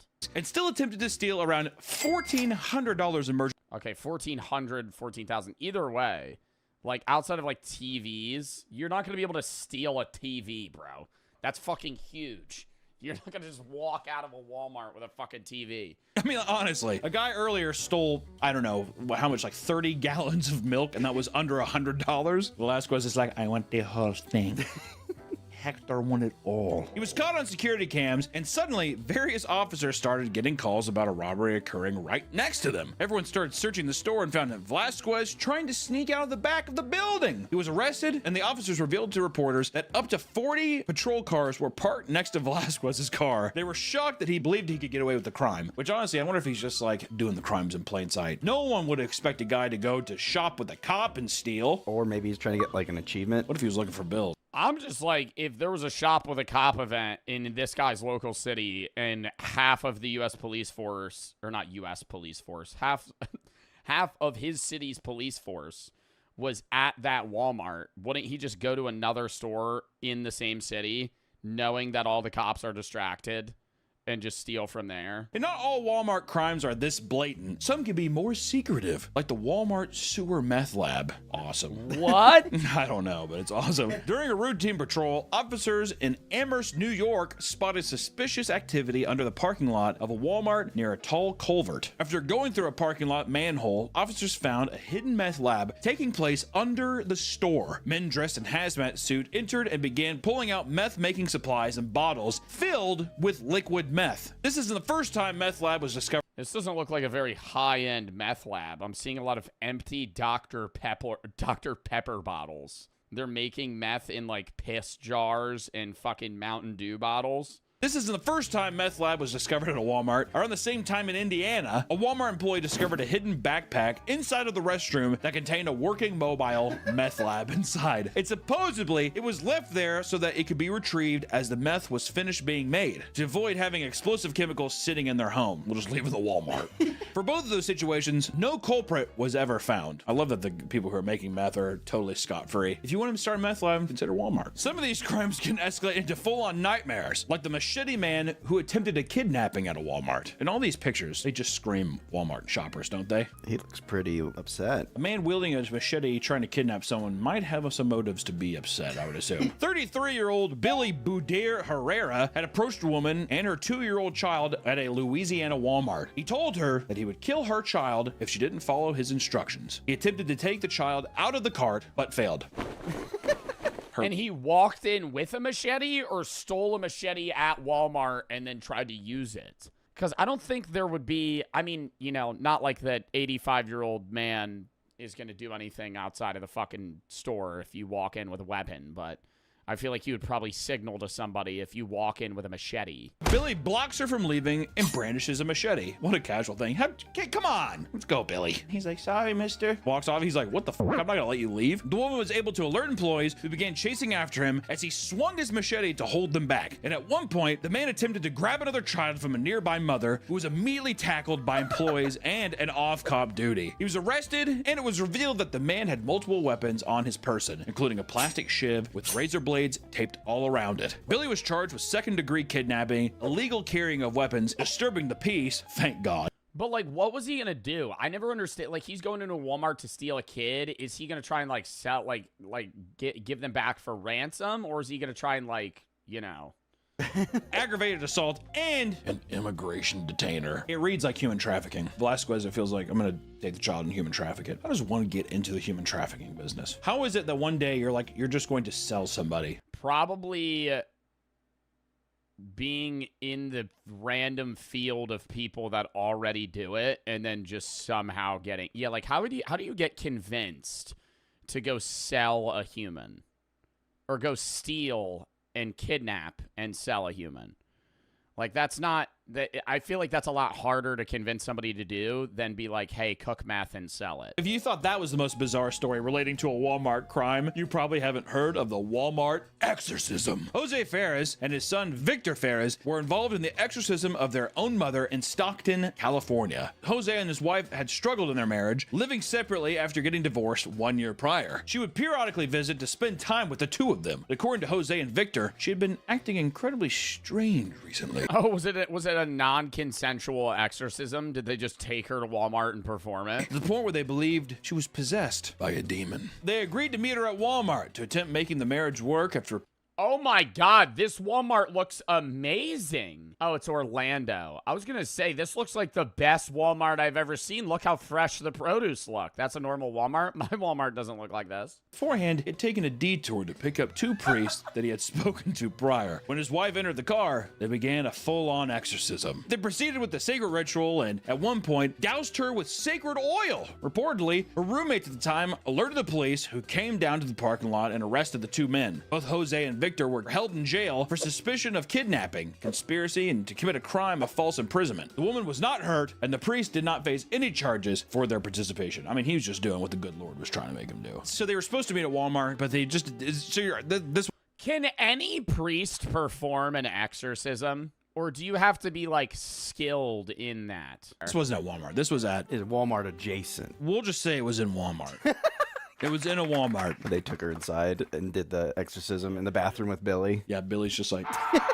He's the priest. He's like, this woman is unclean. And we're starting to delve into the weirder side of Walmart antics, right? Some of these stories are hard to even explain, like the naked sock stealer. A 32-year-old, 300-pound man named Verdon Lamont Taylor was arrested by police after being found naked at a Walmart in Pennsylvania. Surveillance footage shows the man undressing himself in the parking lot before entering the store. Employees began... And nobody did anything? And fleeing the area and calling police, who arrived on the scene soon after. And it appears that the man had stolen a pair of socks and put them on while he was naked. Feet on his or his feet. I didn't know the guy. When I was a kid, there was a man. This is when I was really young. I was probably like 5 or 6. I remember there was a mentally unwell man that lived next to me. And I've told this story before. He used to shove porn CDs through the fence. And I would find them. One day, I walked outside. And he was on his roof, naked, with a sock around his area. I didn't know him, but he got evicted after that. I remember that. He ended up getting kicked out. D1 Gooner, really though. D1 Gooner activities. He would shove the CDs through the fence. It was so weird. He had mental issues. I don't know what, but... Authorities tried to control the situation, but Taylor refused to comply. The man was tased and arrested, during which time he spat... Did you watch them? I'm not gonna lie. Okay, I might have been older because I remember being curious. I might have been like 8 or 9. Because I remember being like, I knew what it was, and I was like... I didn't watch them, though. But I remember I told my mom, she was like, what the fuck? Directly in an officer's face. He was charged with various things, namely indecent exposure and retail theft. Gotta get them socks in. Do you think he was high or something? Mentally disturbed? I think that a vast majority of Walmart shoppers smoke meth. That seems like very meth activity, or like bath salts. Getting naked and being like, Let's get weirder and talk about the North Carolina toe sucker. Michael Brown claimed he was a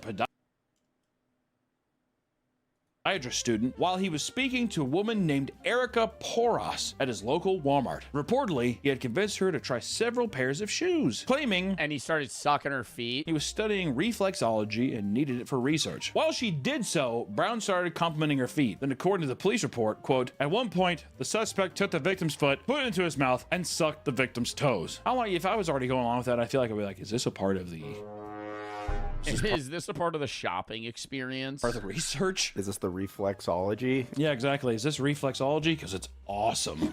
He told her that he would pay for her groceries if she agreed not to tell anyone. She went to the authorities and the man was soon arrested. And apparently, he was already listed as a registered sex offender. Further investigation. Pay for my groceries, though? I don't know. And one woman, Rebecca McBride, stated, quote, he went on to tell me that he was studying reflexology and he noticed my feet and how nice they were. He started examining my feet, taking pictures and videos of my feet until he started to sweat and shake, and it was his cute. Bro,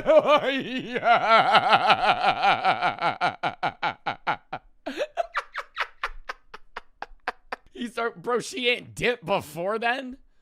It was, bro. She entertained this guy, be like, yeah, I'm studying reflexology. Your feet are just, whoa. He started shaking and sweating. You to go. I gotta get out of here. Your feet are amazing. He was held on bond for $50,000. Speaking of feet, we did have a feet-related video that got nuked into the Earth's crust on this channel. And if you want to watch extra bonus content like the feet video or ranking death sticks, be sure to check out the Patreon where you have... Wait, he did a video ranking cigarettes. I don't want to say I don't want to say it wouldn't surprise me if Papa Meat smokes cigarettes, but it like he looks like the guy that I would see outside of a bar smoking a cig. Social media, you can find countless insane it's not a diss stories from employees of Walmart venting about their time working for them. Let's take a look at how bad things can get at the job. My mom was a manager at Walmart. He looks like he vapes. Dude, Papa Meat really does look like he would have a fat box mod. Like, Papa Meat looks like he may have made one of those, like, 2016 vape compilations with that, like, and he's just like... She told me about this woman who was trying to steal a prepaid phone. When she got caught by security, she used the knife she was attempting to open the plastic packaging with to cut the... I've seen this video. Security dude after cutting herself. She then went on to scream at them and say she has AIDS. And now he's going to have it for trying to stop her. Wouldn't that be nice? That's a little scare tactic. You have AIDS now! If someone with AIDS threw their blood on me, I would be livid. I was going to say, I think it was 6th grade, I spat on a kid one time, and he thought I had hepatitis C. What grade was this where you could even comprehend Hep C? We just learned about it. Oh. Yeah, the teacher's like, don't spit on somebody that might have Hep C. The teacher's face is like just riddled with, she has like sores and shit. Hawked a fat loogie on the kid's face. Wow, that's rude. Oh, I thought he spat on me, so I chased him around. Couldn't grab him, so I just went... Chased him around, couldn't fucking grab him. Anyways, another post says, a woman comes in with some panties and said that they didn't fit and she wanted to return them for cash because she had already bought the correct size elsewhere. She had a receipt and plopped a Walmart bag down on the counter. Inside the bag were 6 crusty crotch shit-stained panties that were... Nah, I wish I worked at Walmart for just that interaction. Like, I would find that entertaining. If I was, like, at the return, like, fucking, like, kiosk at a Walmart for, like, the help center, and they're like, excuse me, I need to return these. Here's the receipt. They don't fit. And it just smells like fucking poop. That, I would be in shock, but that would be such a good fucking story. I paged the manager on duty and he tells me to just take them back despite being very nasty. Process the return and she happily left the store with her. They had to do the return? $8. Which I will say, I think at Walmart you can bring back anything and they'll just be like, okay. It's pretty weird. Life hack, buy whatever you want and just return it later. Another post said, had a woman in her mid-40s decide to barricade herself in her family restroom so she could huff some air duster she stole from the electronics department. We called the police and they had to break the door in to get her. Thank God they did, because she almost OD'd on the air duster. Do you think Bill was there? Anytime that there's a Walmart bathroom, Bill is there. Don't worry. Bill is always there. He's inside of all of us, or we're always inside of him. Walmart has been criticized a lot for the way that they have treated their employees as well, with people often agreeing that they have a horrible horrible corporate culture. Some people who have worked at their locations for years talk about how it is the most depressing job they've ever had, and employees are overworked, unrewarded. I've heard complaints about the night shift specifically at Walmart and how painful that fucking is. But, I mean, I don't know. I've never worked at Walmart, so I have no idea how bad it is. I will say I've heard more complaints. I feel like I've never heard somebody that worked at Amazon that said they enjoyed it. Anybody I've ever known that worked at Amazon or have heard on social media that worked at Amazon said they hate it. One of the most viral... I have had people, though, that I know that work at Walmart that are like, yeah, it's an easy job. ...and despise aspects of the company culture is the implementation of the infamous Walmart cheer. According to the Walmart training manual, the original founder of Walmart, Sam Walton, started a Walmart cheer in 1975. Give me a W, W, give me an A, A, give me a squiggly, do the twist, yell squiggly. That's so stupid. He was inspired after seeing workers of a tennis ball factory in Korea gather every morning to perform an enthusiastic cheer, which is so funny to think Sam Walton is just over in Korea. He's like, look at that. Look how fun they're having. We're going to do that in the States. Thank you, Mr. Kamigachi. I'll see you next time. Okay. Anyone can be given the surprise role of leading the cheer at any time. Oh, hell no. Is this a real thing that all Walmarts do? Well, the goal of this cheer being done every morning was to bring employees together. Many are absolutely humiliated that they have to do so for a company that treats them so poorly. And one Redditor explains that employees are threatened with coaching or termination for not participating in said cheer. Someone says, forced to do the Walmart cheer. If one person in the group doesn't do it, then we have to start all over again. This is now a requirement for a— What? What is this fucking— What is this, track practice? What are we guilting people into doing this shit? Minimum of 2 meetings in the afternoon. Another person says, I had someone get written up at my old store for refusal to do the cheer when they walked away when we were about to start. Many employees admit that they found themselves becoming angrier, more hateful people after working at Walmart and having to put up with the rude customers and unprofessional staff. Walmart had me dislike most old people. Every position I've worked in, they've always been the worst. I think old people are the worst customers at most businesses. Not in broad categories saying all old people are bad. There's some very sweet old people, but I think old people in general, even somebody that didn't work in, customer service or any of those things, old people have the most problems, the most complaints, and feel the most entitled to good service. Hey, old people smell and they suck. Old people just smell like death, which is just the worst part. Their skin's literally rotting. Well, yeah, they're like, I got PB. Someone responded to that and said, they don't even ask for help, just yelp like tomato juice in my face, expecting an answer. I'd slap that old bag right in the face.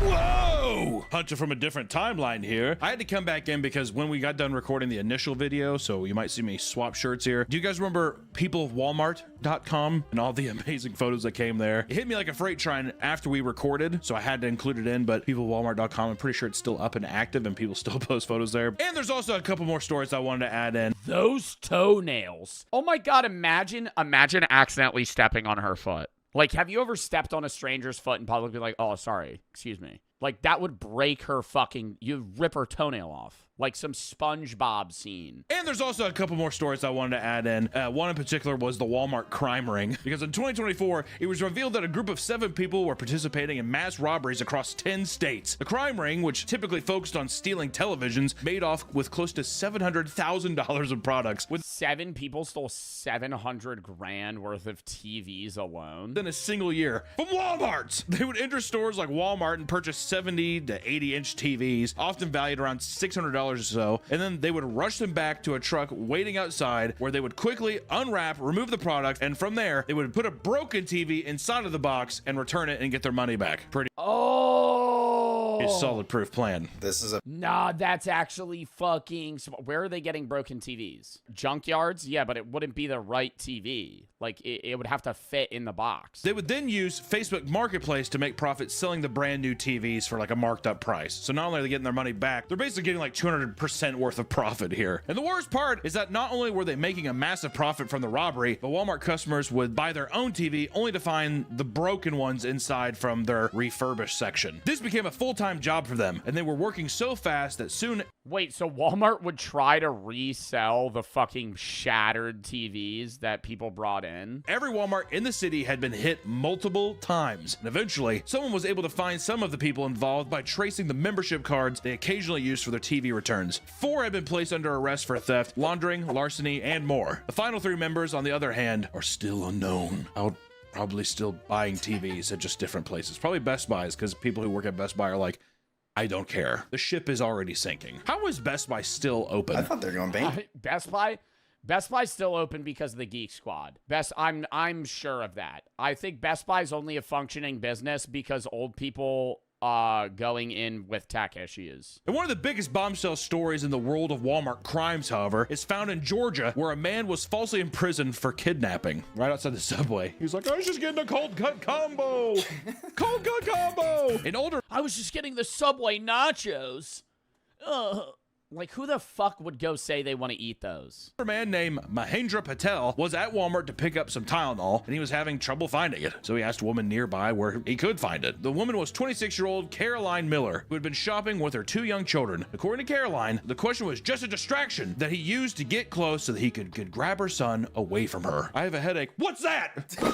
Apparently, this sparked a tug of war for the child. Caroline successfully pulled her son away from her, and Patel was arrested soon after she called the police. Caroline told the story of a brave mother fighting to protect her child, but security cam footage told a completely different story. Patel noticed that the kid who was on her lap in the scooter was like going to fall off, so he was just trying to help him from falling and not cracking a skull on the ground. He quickly lunged forward to balance him and had no intentions of pulling him away from his mother, and there was no sign of tug of war claimed by Miller, showing that she greatly exaggerated. She lied and got him arrested? The story. Patel was put under police custody for days, and they claimed that there was still more to investigate before letting him go, which is so funny where it's like, you saw. Yeah, so pretty much had to like tackle him, and we played like, we leg wrestled for 45 minutes. It's like, no, you're in a cart, and he just tried to help your son from falling and hurting himself. I like how they're just like, we better keep him around for a while. What's crazy is in the footage, there's an eyewitness who notices, and he like looks. He doesn't give a shit. It's Walmart. They interviewed her, and apparently she said she just uses the scooter because the kids like it. That's nice. I'm sure the person crawling around the store with their like incapacitated legs, I'm sure really likes that. I'd imagine if a guy saw like a man actually pulling a child off of like a that really does piss me off when I see non-handicapped people using a scooter in a store. Rascal. They're probably like really upsets me. I just saw a child get strangled with a garden hose here last week. Like, get your lazy ass up and start walking, buddy. You don't got fucking medical problems. Like when you see literally just like somebody like my age, and they clearly are fine. The fact that she rapidly began taking interviews and using social media to share her thoughts seemed suspicious. Probably a person who's like, yeah, I'm a total fucking hero, right, guys? Trying to get that social media cred. And then lastly, from Hunter from another time period with in a dirty shirt here. But I did want to talk about one more, which is the teen who was burned alive in a Walmart oven. You gotta include that. You gotta include the teen who was burned alive in an oven. Gershmaran Kaur was a 19-year-old teen working alongside her mother at a Walmart in Canada. I probably butchered the fuck out of that name, so. What do they mean a Walmart oven? Not trying to be disrespectful, I'm sorry. They were both working in the bakery, and her mother noticed that her daughter had suddenly stopped responding to her messages. She tried calling, but Kaur's phone was turned off. She began to panic, searching for her until she reached the bakery walk-in oven. The mother found her daughter laying on the ground after burning to death inside of the oven. God damn, dude. I like how we're trying to be sympathetic now. Yeah. Heavy stuff. Just joked about a kid getting strangled to death with a garden hose. Yeah, but this is real. The police were confused as to what the reason was, but further investigation showed no foul play was involved. Most likely. So what? She fucking went in, she just stumbled into the oven and it closed? Mean that some unfortunate accident resulted in her being stuck in the oven long before the fatal injury. So there's actually a huge conspiracy theory that she was... For this case? Yeah, something happened to her, like someone killed her or incapacitated her and threw her in, because news investigators... Oh, like they burned her body so you wouldn't be able to do an autopsy? Showed how did she get locked in? There's a safety bar on the inside, so it's something must have happened where she either became unconscious and died in there. I know that I worked at a bakery, and you do have to get up and you have to... Oh, they have it. You're able to get out. Like deep clean in the ovens and stuff. But you're right, there's like safety releases inside. Also, too, that would mean that if it was an accident, she would have to have gone in there, and then someone would have had to like accidentally start something without... It's just, that is a bit suspicious. Also, just tragic. That would be a horrible way to die. God damn, dude. And you would think that that would be the only fire story, but there's actually the Walmart Halloween disaster. In 2015, a Walmart employee witnessed a 40-year-old man pushing around a shopping cart with a leaking bottle of lighter fluid inside of it. Once again, people are like, I saw the burned woman in the bakery. I've seen the garden hose person. I've seen the rascal fights. This is probably, once again, he's just like, who knows, right? We're in hell. After spraying the costume aisle full of it, he lit the entire place on fire. Everyone had to evacuate, and store employees began rushing to put out the fire. The man responsible was tackled by a security guard and kept there until police arrived. Firefighters arrived and hosed down the fire before things could get too out of hand. There was no known motive for this wild act, but luckily no one was injured in the chaos. Anytime I hear somebody who with like Halloween stuff, I always think it's like a religious thing, which seems weird nowadays, but I really do think there's like some people who are like, yeah, what a weird business to target. Imagine being like, yeah, I'm gonna go steal or light Spirit Halloween on fire. It's the devil's work. Satanic panic. Yeah, it's disgusting what they're having kids wear, and they're just like, I'm taking it in my own hand. Are there people that actually think wearing Halloween costumes are like devils? My mom, your mom thinks that like it's the devil's work for Halloween. It seems as if anything can happen when you step into the store looking for a deal. If you're gonna shop there, just be alert. You never know when a machete-wielding maniac or a raging fire is gonna catch you by surprise. Thank you so much for watching the video today. Go shop at Walmart. It's a great, great time. Okay, you're never really gonna see that shit statistically. Like, the craziest stuff you'll see at a Walmart generally is somebody, like, stealing or just on drugs. But, yeah, no, that was a fucking fire video. All right.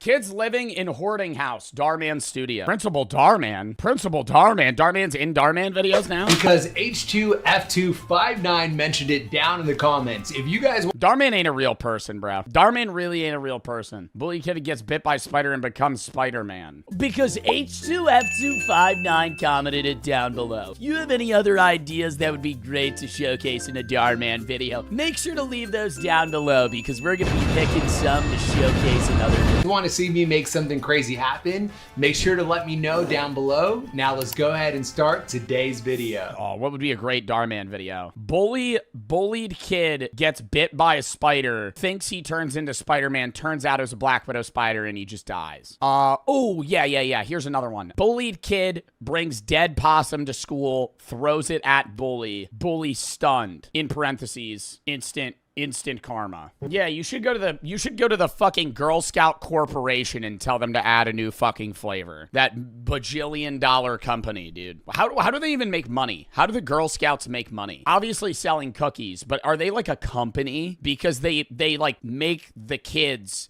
Yo, isn't Girl Scout cookies selling basically child labor? But it's promoted because they get prizes in return for their work rather than pay. Because they're basically getting kids to sell boxes of cookies for a high profit margin. None of that profit share is going back to them. And then they get like a fidget spinner. Which ones do you guys get? I like the peanut butter ones. I'll fuck up Girl Scout cookies. They're good as hell. The peanut butter ones are good. I don't like the mint ones. What are the mint ones called? I don't like the lemon. Oh, mint, Thin Mints. Are they called Thin Mints? I hate the Thin Mint ones. I like the peanut butter ones and the chocolate ones. I'm ratting. The fuck? I'm going, yo, he just purposely spilled some shit on my fucking, on my stuff. Because he getting a grade for that. You know what I mean? It's really hard to fail art, though. You gotta suck at art to fail art. How do you fail art? Just not trying. That's really the only way you could fail. Have any of you ever failed art? I think art like 2 or 3 you could fail if you really suck and you're not trying. But usually you have the same art teacher for art 1, 2, and 3, and they'll just tell you if they don't think you're ready for whichever one. Bro, The one thing I want to mention about hoarding, okay, it's not necessarily hoarding, but it's messy shit. Why is it so normalized for people to just let their fucking cars be absolute shitholes? I know half of you watching right now just have like empty fast food wrappers and shit just in the back, like a moldy cup in the back of your car. Fucking throw it out. I'm not saying you need to clean your car every day. Yeah, obviously your floor mats are going to get dirty and stuff, and you only clean those like once in a while. But if you have trash, why are you like, I've hung out with friends and I'll tell them this openly. I'm just like, your car fucking sucks. Like the inside of your car, not the outside. The car itself is fine. I'm like, you just don't keep this up. We'll be there, we'll be there. We'll be at the front of the car. He'll be driving. I'll be next. I'm like, oh, I got this. He'll just fucking grab trash and just go, what is this out of sight, out of mind shit? Just chuck it in the back. It's easier. Bro, just when you get out of the car, just go throw it out. Just pick up the trash and go throw it out. Yeah, bro, just say it. I'm broke. That ain't something to be like ashamed of. Your parents broke? Yeah, bro, I'm poor. Like, what the fuck? That's not, why would somebody, if somebody bullies you for that, that's like actual cuck shit, dude. I don't understand that. I understand like the way he feels insecure about it right now because of the way that they're acting, and there are people that bully people for that. But at the end of the day, it doesn't make sense why somebody that doesn't have a job and just has rich parents is going to sit there and look down on somebody that's broke because of the situation they're in, right? If you grow up poor, that's no fault of your own. How is somebody going to judge you for that? You saw rats? I mean, dude, keeping it real, like 8 years ago, I remember I had rats and bats, but that's just because they get in. That's not like an uncommon thing. No, see, I had bats. I remember I had bats. Oh, I had bats. When I was a kid, yeah, I had bats. Did I ever tell this? There was a family of them that like lived in the rafters or whatever. And at night they would fucking swoop in my bedroom and I would freak out, dude. I remember being so nervous. And that's like also why I would sleep with the covers over my head when I was younger too. And it took like a week, 2 weeks to get rid of them because there's like fucking 30 of them. Okay, the way he's portraying putting the grandpa in the house with his emotions is wrong, but I think there are scenarios where if you have to focus on raising your kids and making money for your family, and you're also trying to take care of a like very progressed dementia grandfather, sometimes putting them in a home is needed because that's a job to take care of somebody. Like a beaver, dude. Are we not, like, why is this, she's like finally understanding this? Does she have no wherewithal in this world? Like, you're seeing your kids are constantly stressed out. She just isn't recognizing that.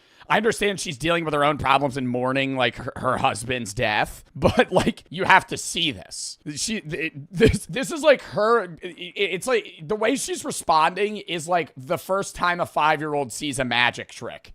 It's not fair. I can't have friends over. Indeed. Like she's watching witchcraft unfold. This is so unrealistic, dude. I hate every second of these videos, man. What is this 1980s movie bullying trope that we're panning into right now? Am I gonna see a dude with slicked back hair and a leather jacket come in and call him a fucking poser, smoking a cigarette inside? No, if some kid busted into another kid's house at his high school, filmed the shitty living conditions he had to deal with, and then sent it to everybody in the school, no one in the school would be like, "What's up, brokey? How's it like living in the slums, man?" The kid that would get bullied would be the one that filmed it. Oh my god, out of the ball pit? No, what a great ending to the video. What are you telling me? You want me to check out girl bullied for loving K-pop music too much? Make sure to check out this next video about school bullying. I'm sure it's gonna inspire you.